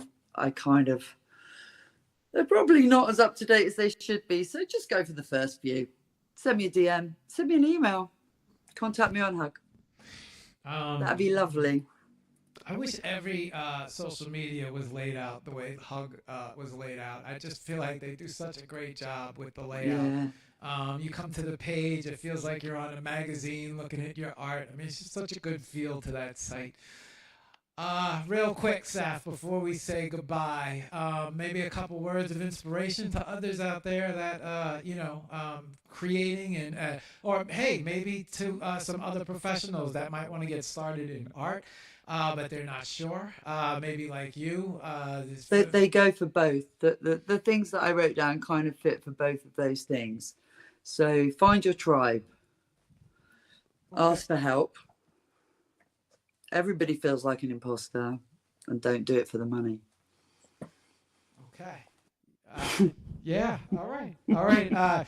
Well, short, sweet, very to the point, and good messages, right? Find your tribe, and I think you gotta add, don't quit, right? No matter what. Don't quit. Well, unless it's not fun anymore, in which case quit. But if you followed my other pieces of advice, you won't need to quit because you'll be having a nice time. That's right. As long as you're creating the art for you, I think you can never not be happy. You know, as long as you're creating what resonates inside of you. Saf, I want to say thank you for your time. You know what? I do have one quick last question. Ooh. How did you get Exhausted Birdie? I don't know if it's a quick answer. That's actually quite an easy answer. So in my bedroom, I have a little plaque which says, "I'm not a night owl or a morning." What's the expression for a morning bird?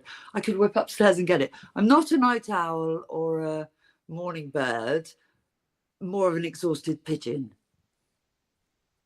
And I just thought, that's what I am, because I'm always tired. It doesn't matter if I'm not a night owl. I'm not like, all chirpy in the morning. I'm just bloody knackered all the time. So exhausted pigeon was taken. So I stuck on exhausted birdie. I also really like birds. So there you go. It's a good name though, isn't it? Yeah, absolutely. Very unique. And I always pay attention to everyone's names. And so that one is a very unique name. What's your favorite bird? Oh, you can't ask me that. It depends what day it is. It's like asking somebody what's their favorite color. When the kids ask me that at school, I'm like, I don't know. I'm not colorist. It depends what day it is. Usually it's yellow or orange. What's my favorite bird? I'm very fond of an owl. Who isn't? Okay. I'm very fond of a seagull because my dad used to always want to be reincarnated as a seagull. Don't ask me why, because seagulls are actually quite annoying. Or, wood pigeons. How can you pick a bird, Mark? What's your favorite bird? I like the toucan. I like. Oh, you're exotic. I love the macaws, the red and green macaws. I had a cockatoo for 26 years. I'm sorry, a cockatiel for 26 years. I also like the cockatoo. And I also had. Is that a cross between a cockatiel and a poodle?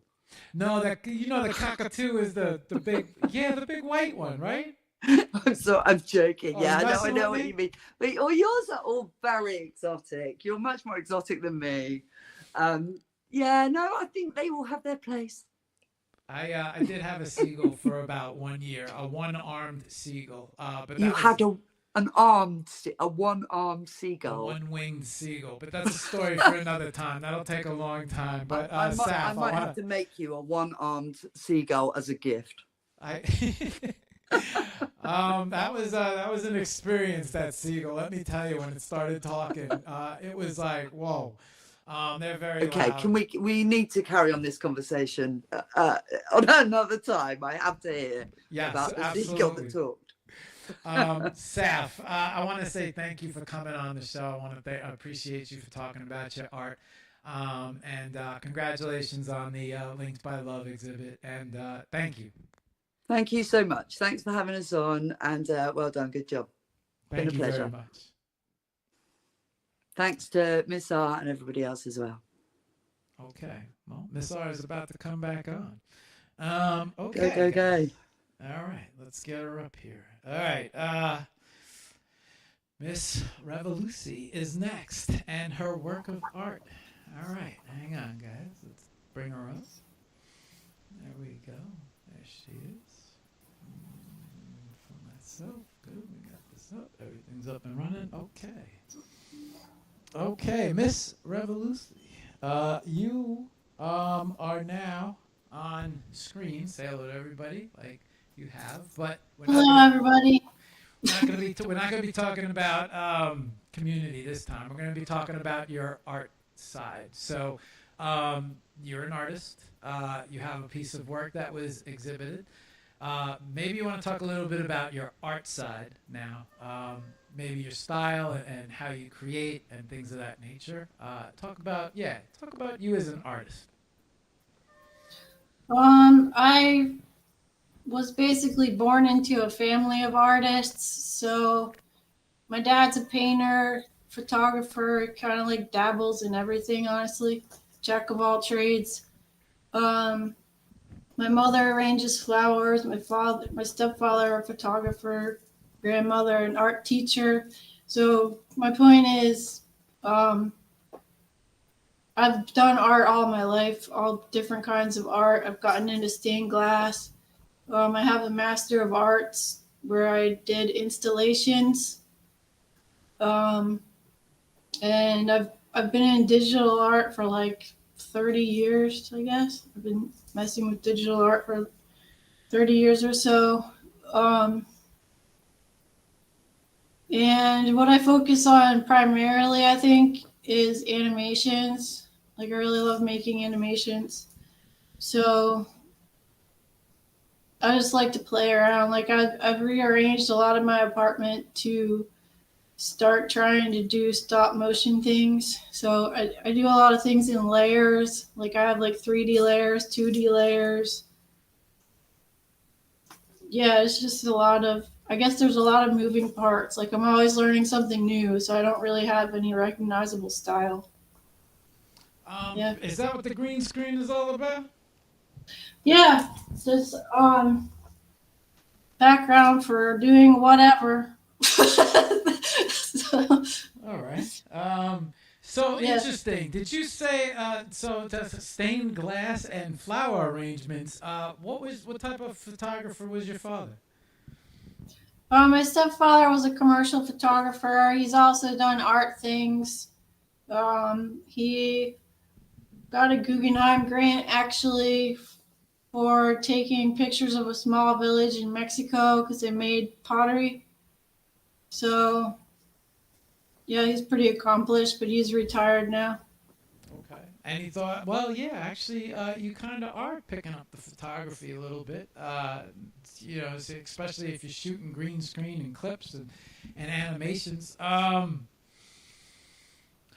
Digital art as well. Flower arrangements, completely surrounded by art. So now it makes sense how you've become an artist.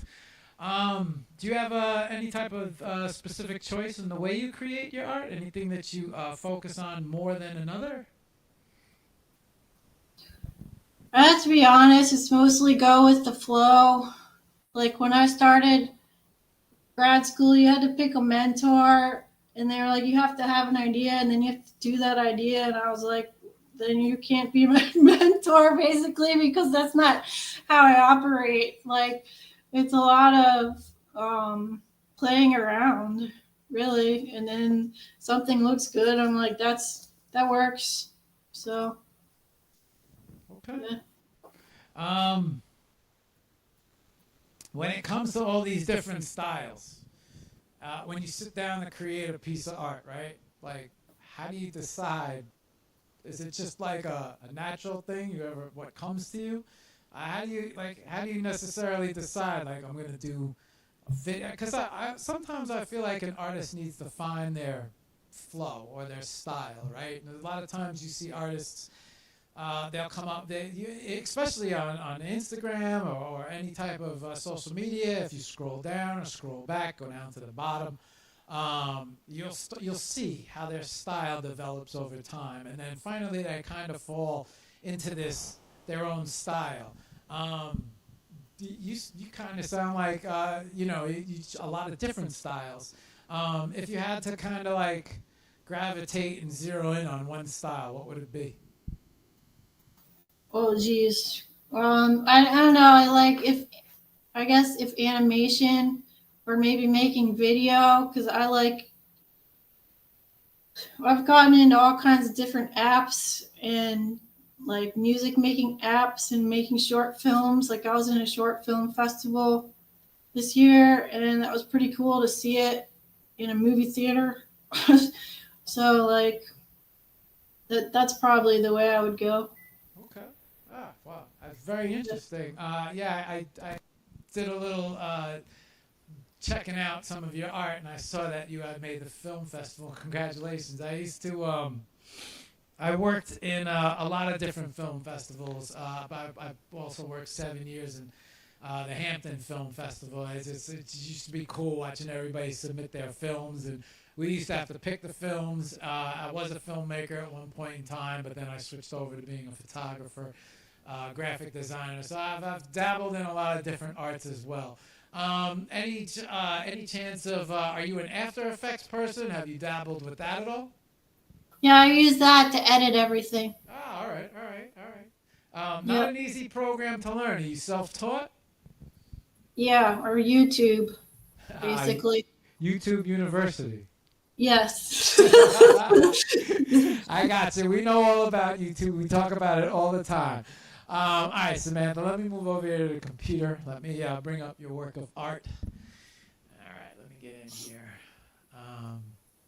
YouTube University. We always giggle about that. All right. And I liked your thought about Tezos. It is a very good community. I do like that community, and you know what? It stayed strong through the bear, and there was a lot of activity on that. So you've seen a lot of sites go up and down. Some never recovered, some have recovered, but for the most part, you always see object just keeps chugging along and chugging along, and it never seems to go nowhere. It seems to be that staple, that flag for the, and people love that. People love object. They love everything about it. So I did like that thought process where you were headed. Your work of art, Nocturnal, which we are going to bring up right here, which is on object as we are speaking. Let me make sure we got this right. Yes. I'm going to bring this full screen. Oh, come on, object. You don't let me bring it full screen? How about this? Oh, you're going to make me take up the whole screen? I can't do that. I can't commit to that. We got to close this. Oh, all right. Get out of here. Okay. I'm going to leave it up next to you. I got it up next to you right now. Why don't you talk a little bit about this piece of art, what it means, and why don't we start there? Oh, 1111 Tezos. That very nice number there. Go ahead. Why don't you take it from there?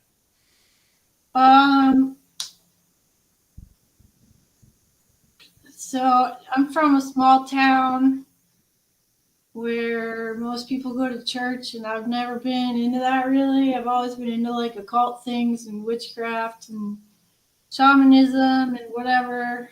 I do see organized religion as patriarchal, which I'm not into that. So I know you don't want to talk about that, but Well, so if it has an effect, if this is something that influences your art, you should speak how you feel. Go ahead.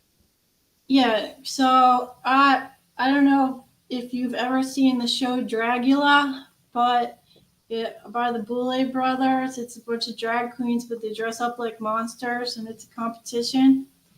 And one of them said, like, I've always been treated like a monster. That's why I dress up like one. So I can relate to that coming from a small town of mostly Christians. So I do have a lot of like dark themes in my art, and I'm definitely attracted to dark humor. Like, I'm a dark humor kind of person. So I think that's a lot. But also, The Invisible Chicks is a lot of work, and that was just like a 5-minute AI thing that I edited. So, I mean, there's some thought that I put into it, but really, I mean, I just like dark art, and I like to be playful with my art, and I like to stay up at night. So that's kind of where that came from.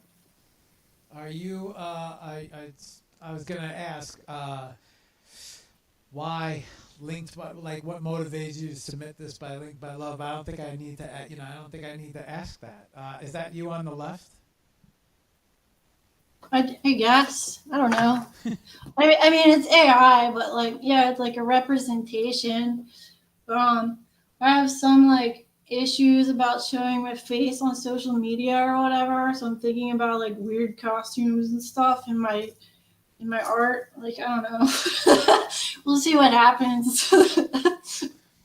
Well, I'll tell you one thing. I did want to. Well, no, I'll save that for the very end, because that I am curious about. Okay. Very cool. So AI. This was what's your? Do you have a favorite AI engine that you prefer more than others? Well, I primarily use Midjourney and PhotoLeap, so I made that one with PhotoLeap, and then I edit it with an app called Polish, and also GIMP, the free image editor. So Okay. All right. I was gonna ask you. Not ask you, but it sounds like to me. I think I understand why you picked Black Sheep, right? Black Sheep. I would Yes. imagine. Yeah. Right. Yeah, I get it. Very interesting. All right. Okay. Let me bring you back to full screen. Because I do have one question that I've been dying to ask you after scrolling through everything. Really quick, while I'm moving things around, Sam, maybe you can let everybody know where the best place to contact you, reach out to you, see more of your art. Yeah, as an artist, right? Not as a community leader. If people want to follow your art a little bit more, where's the best place for that? I have a link tree, Miss Revoluzi. So I have branched out a lot just because I'm not sure what's going to happen on Twitter. So I'm kind of all over the place. So like Instagram, Blue Sky, TikTok, Substack. Yeah. So, but Go ahead, go ahead. Sorry. it's on my link tree, or I will update it soon.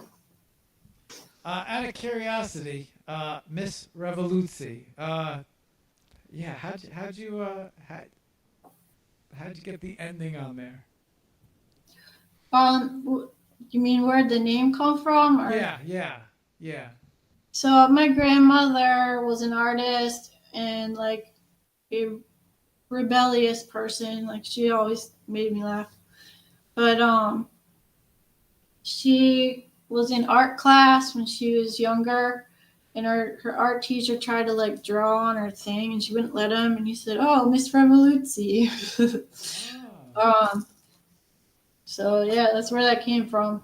Oh, pretty interesting. I was curious. I can't tell you how many times to myself I sat and I said that, and I just was having an issue pronouncing the end of it, and I'm like, man, I hope I say this right.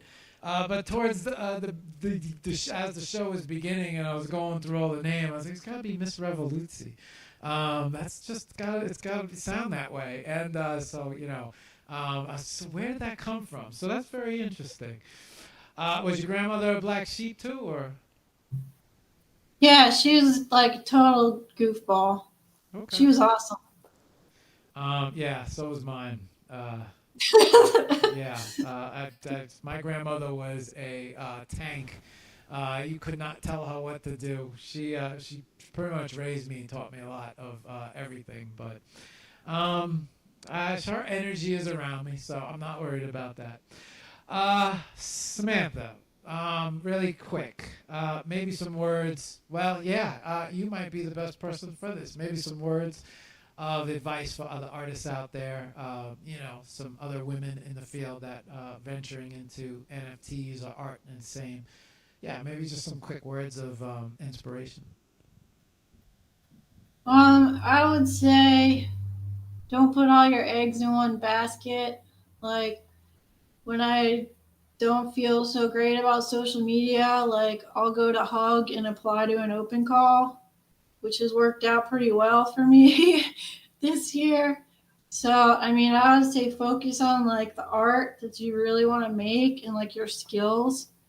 And then hopefully the rest will fall into place. Yeah, like there's kind of a game we have to play, but no, actually, lately I've just been like, I can't play this game. Like you either like me or you don't. That's all it's gonna be. So yeah, I'd say like be true to yourself, work on your skill set, and don't put all your eggs in one basket.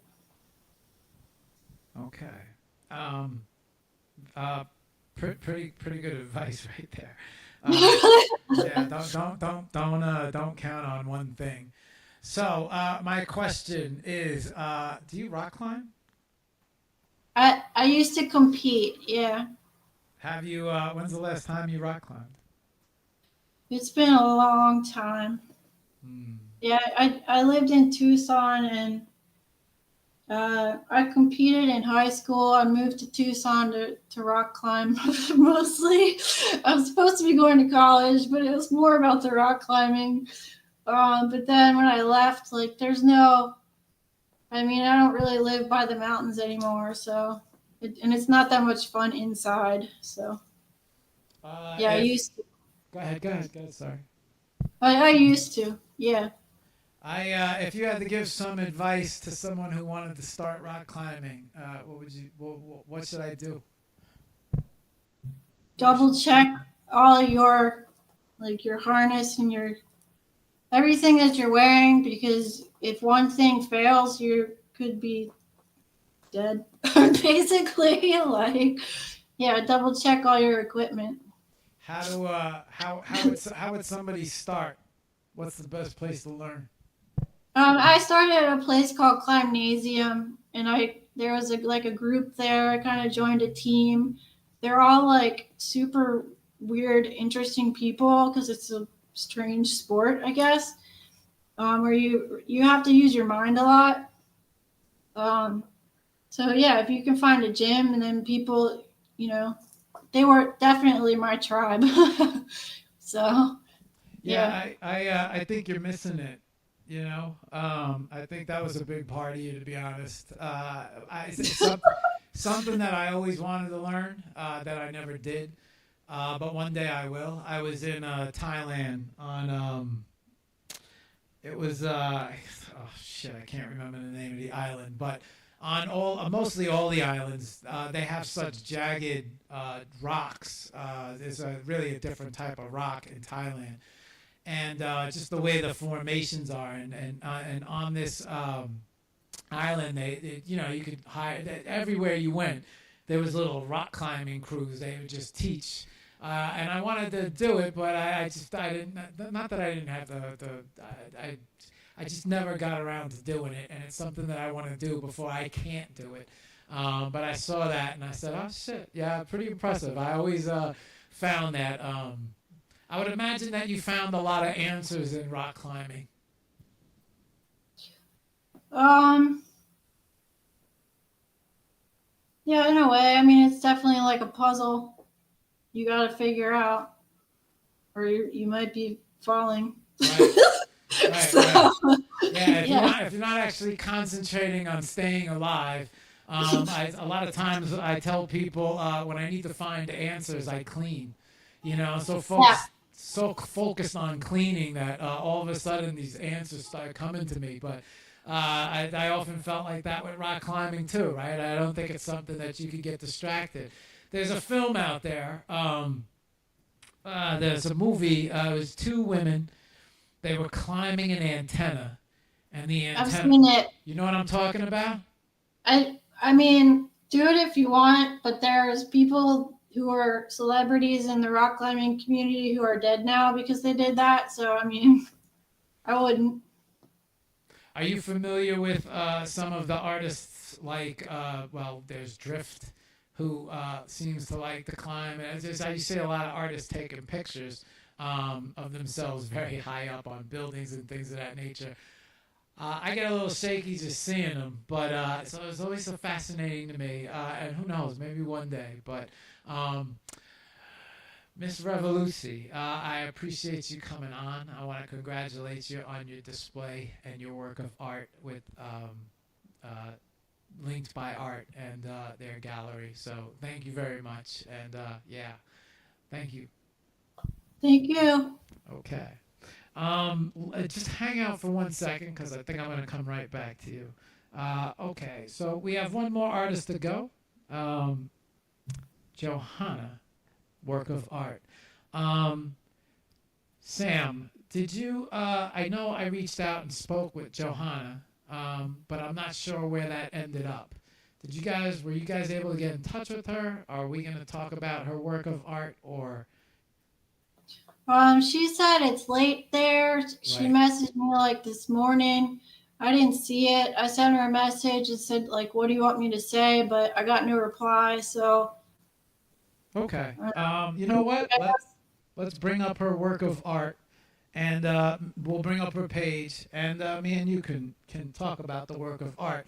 Also, you did. I believe you are the one who chose the works of art for, right? Did you not? So we can talk about that. Just give me a second to bring this. Do we have her work of art in that? Yeah, she did drop it. Yes, that's right. I remember she dropped it. Okay. No, she didn't. Do we have her work of art? No. You know what? We have it on the super community. Yes, we do. Okay. She tweeted it, and I retweeted it. Oh, okay. It's on her. Okay. Can you guys, by any chance, link me that piece of art so I could bring it up? And in the meantime, what I'm gonna do is I'm gonna re-rig, and I'm gonna bring her up. I'll bring her page up.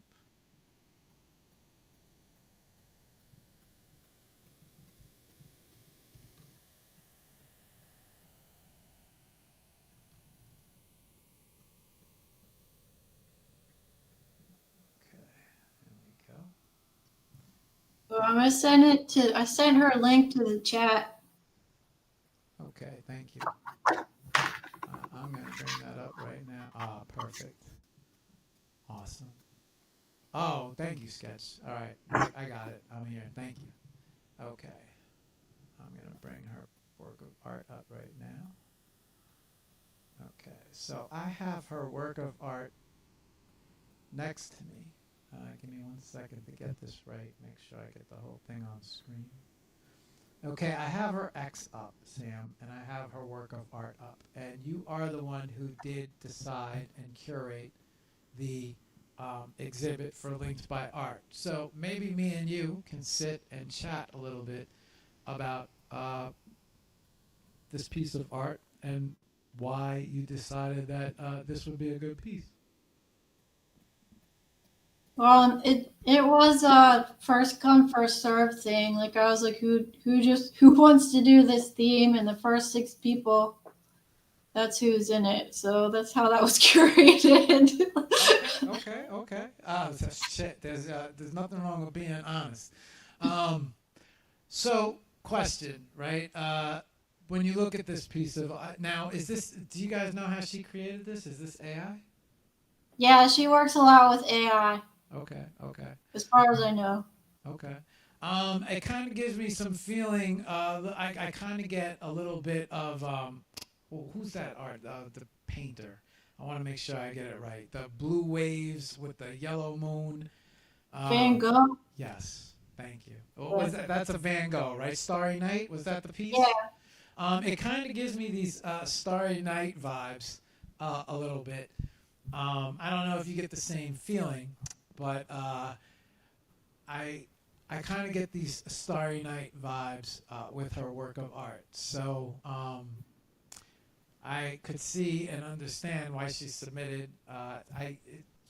Is that I'm gonna take it. Is that a mother and a daughter?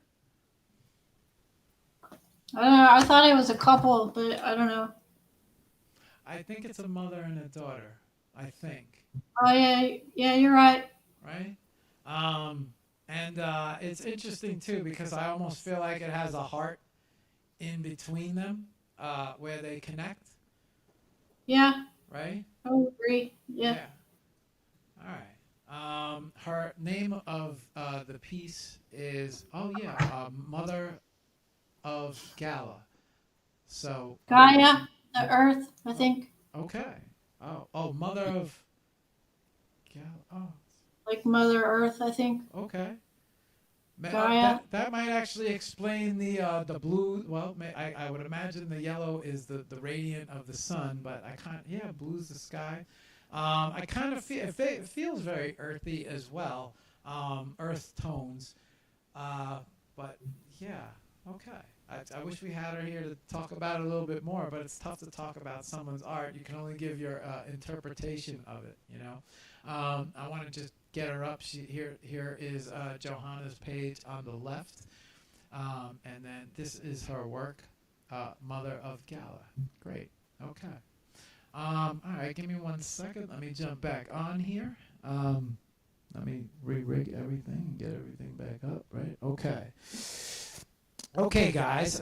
You just saw the 6 works of art from the Invisible Chicks. And what we're going to do now is we're going to bounce back to Samantha. And we're going to bring up the gallery for you guys to see. And if we have any closing words from Sam or anything that she wants to show us, we'll do that right now. So give me 1 second. Sam, I know you sent me a couple links to some pages and whatnot. Is there anything that you would like me to bring up or speak about specifically? No, that I sent an Invisible Chicks link tree. So that has links to our social media, which is primarily Twitter, and links to all our collections. So if you have interest in collecting the art, you can check out the collections. And if you're interested in joining, you can message me at Miss Revoluzi or at the Invisible Chicks account. Yeah. Okay. Sam, this is that moment where I try to say something and I don't get choked up about it.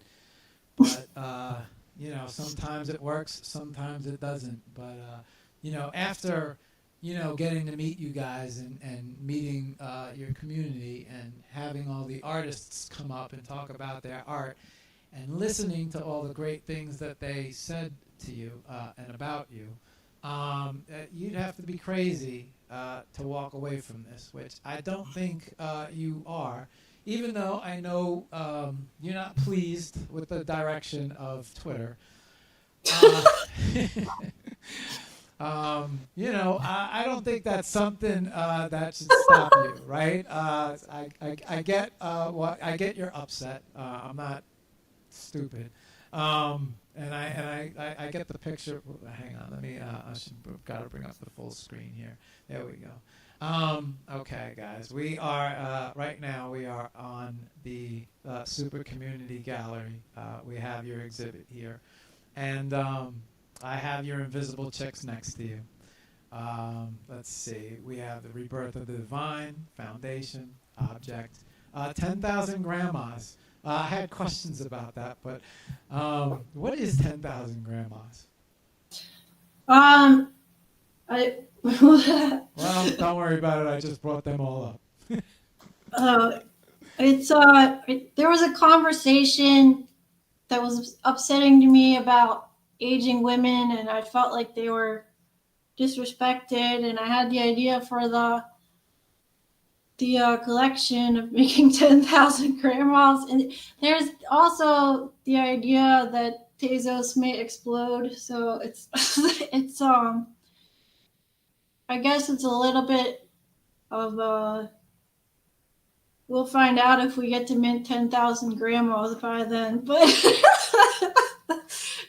yeah, it's a bunch of grandmas. Everyone's interpretation of grandmothers, spirit guides, that was brought up in the conversation. So question, is this 10,000 grandmas? Did you have all of the Invisible Chicks join in on this one? Same thing as everything else. If you want to participate. Gotcha. Yeah. I like your philosophy, Sam. You don't push too much, right? You just, hey, if you want to jump in on this, jump in on it. If not, we're going to move forward with or without you. So pretty straightforward, and I like that about someone. Sam, before we say goodnight, as a community leader, I don't know if you were paying attention the entire show, but I sure was. And you have a lot of love, not only in the comments, but also by everyone on the show. And hang on while I bring you right back up. And I have this. We have you. We're dancing right next to you guys. We're gonna bring up so at this moment, I'd love all you guys to come off mic. Wait, hold it, not yet. Let me do the outro to the show. But Sam, before we close the show, I just want to tell you that you seems like these guys got a lot of love for you, right? You've built a community here where everybody is very appreciative of it. Everyone spoke very highly of you, and I heard that, you know. And it seems like you are their fearless leader. And, you know, I want to congratulate you on that because it's not easy to be a leader. So regardless of whatever choices you make, yeah, I think you're still going to chug forward. I don't think you should let Twitter bother you the way it does. People are just being people, you know. But it'd be sad to see such a strong community get chased away because, you know, you're not happy with the direction of it. You know, there are a lot of good men left, right? I know it's probably hard for you to believe, but you know, there's a lot of good people left.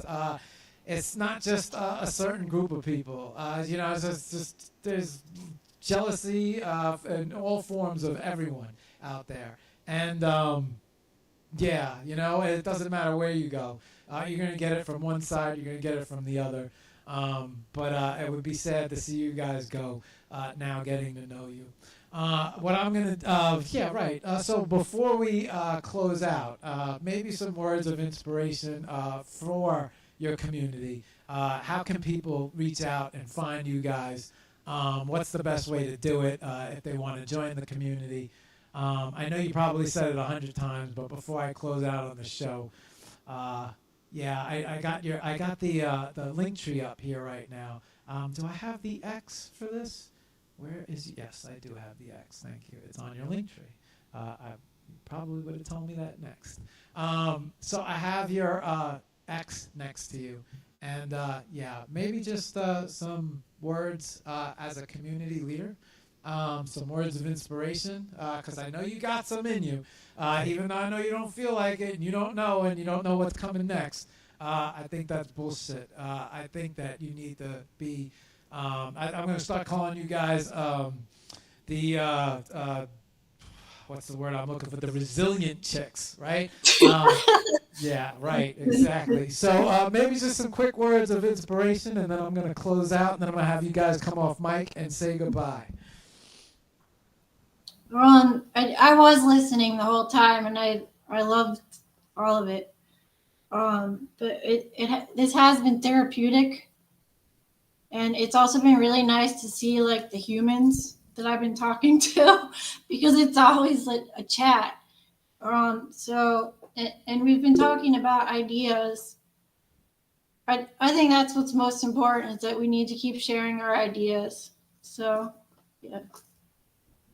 How do they? What's the best way to find you? X, Linktree. How, you know, if they want to join, how do they apply? How does that work?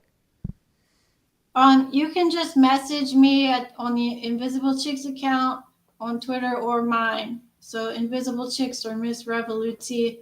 You just say, hey, I want to join. And as long as you're female or identify as female and are an artist, that's it. Okay. So. All right. Give me 1 second, Sam. I'm going to come back to you guys. I'm going to tell all you guys to come off mic and wave goodbye. I'm just going to do the quick outro to the show. And you guys are certainly not invisible anymore. Hang on. I'll be right back. Okay. All right, guys. Let me click this over on IG. Let me get this up real quick. Full art? No, full art. All right, there we go. All right, guys. So you just met Miss Revoluti and the Invisible Chicks community. You got a chance to hear from quite a few of them, actually. Very good show. You guys got to meet Monica Egos, Eye of I, Kristen, Exhausted Birdie, and Miss Revoluti. You got to hear about their art. You got to see Johanna as well. Unfortunately, she couldn't make it with us. It's a little late in her time. But we still got a chance to see all of their art. We got a chance to hear what their community stands for. And once again, a great show in my opinion. They don't realize it, but they put together and produced a wonderful show. So I know it because, I sat here through it, and then I know a good show when I see one. And so kudos to them, which, round of applause. On that note, guys, yeah, that's our hour of power. We a couple hours of power, a few hours of power, right? And I got a chance to meet a bunch of new artists. I hope you guys enjoyed the show. You guys lit up the box. I appreciate you dropping all the comments. I'm going to say goodbye to you in a little bit. I just want to let you know on Friday, Hour of Power, we have Matilli. Matilli will be our special guest on Friday. We also went back to back today. I got a chance to learn about drip with Anna. If you're interested in learning how drip works and how it functions, I would say check out that AI show. Also, I want to give a big shout out to Sketch and Shira and the Super Community 06. A great display. You guys always see us kind of scrolling through it. There are these shows.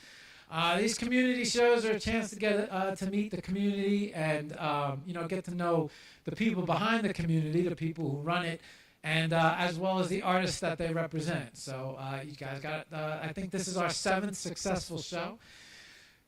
This is that point where I let out that big sigh because I'm always a little worried, but. Very good show. So see all you guys on Friday morning, 9 to 11. And then, of course, TGIF at 1 o'clock with Sun and Alina, my co-hosts. So on that note, I want to let you guys know, stay up, stay positive. Have a great Wednesday. We're going to click back now. I'm going to shut the lights. We're going to start turning the show down. I know these guys got a song. I'm not sure they were I think they were in decision about 2 different songs, but we're going to find out right now. We're going to bring them back up, and we're going to see what song they chose. All right, hang on. Let me get you guys back up and get your full screen. There we go. Sam, what was the final decision on the song? I'm not sure. Well, I know it was between Woman on Fire. And what was the other choice that you guys were juggling back and forth? The other choice was "Fuck You" by Lily Allen. Well, it would be appropriate if we didn't have a good "fuck you" from you guys, right? So, all right, let me bring up this super community. Me and Sketch were still dancing here. It's time for all you guys to come off mic and wave and say goodnight to everybody on the show.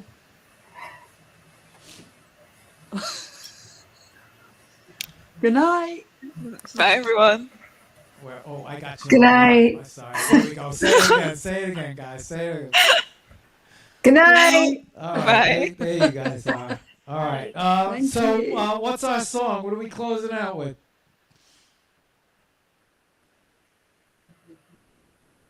Well, I feel like you guys are. You don't let's want go to say with it. "Girl on Fire," Right. Alicia Keys. Gotcha. Well, this one's certainly going to get us kicked off. So whenever I bring up a song that is have high copyrights, this usually knocks us off on all the platforms. Not on Twitter, but on a few different ones. But I'm going to bring this up. We're going to play out, and I want to say congratulations to you guys. Great show. Yeah, very well. Very good job, guys. You're not invisible anymore.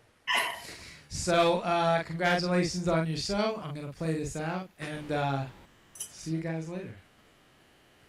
Bye-bye. Bye. She's just a girl and she's on fire. Hotter than a fantasy, lonely like a highway. She's living in a world and it's on fire, filled with catastrophe, but she knows she can fly away. Oh, she got both feet on the ground and she's burning it down. Oh, Ooh, you guys got a lot of love in this chat. I hope you're saying hello to she your got her fans. head in the clouds and she's not backing down. This girl is on Should we fire. sing? You can if you want. This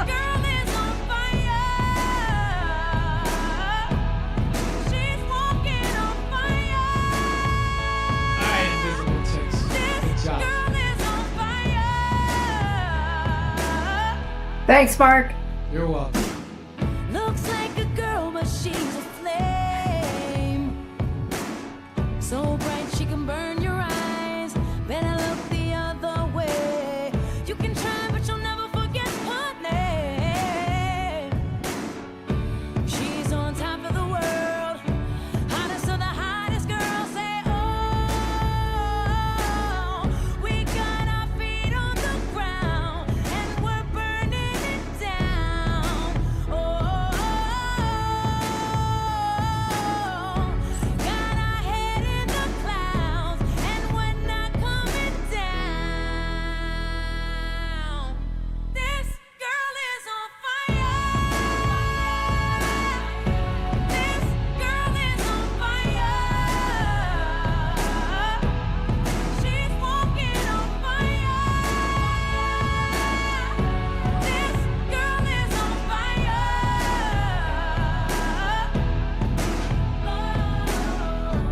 Everybody stares as she goes by.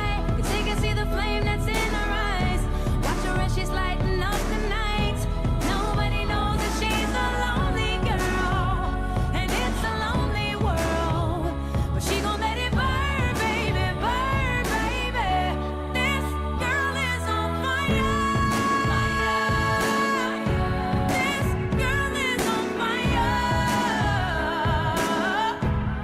She's walking on fire.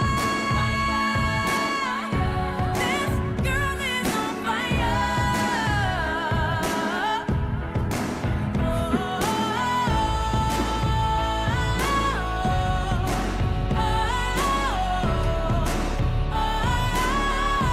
All right, guys. See you next show.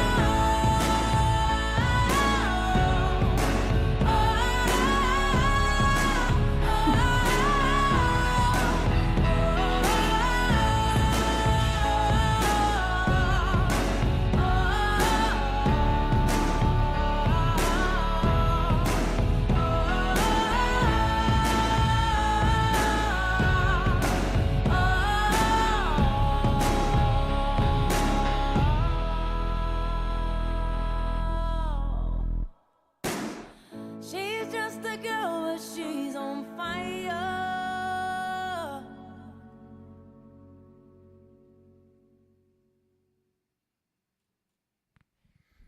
And that was a damn good show. Bye bye, everybody.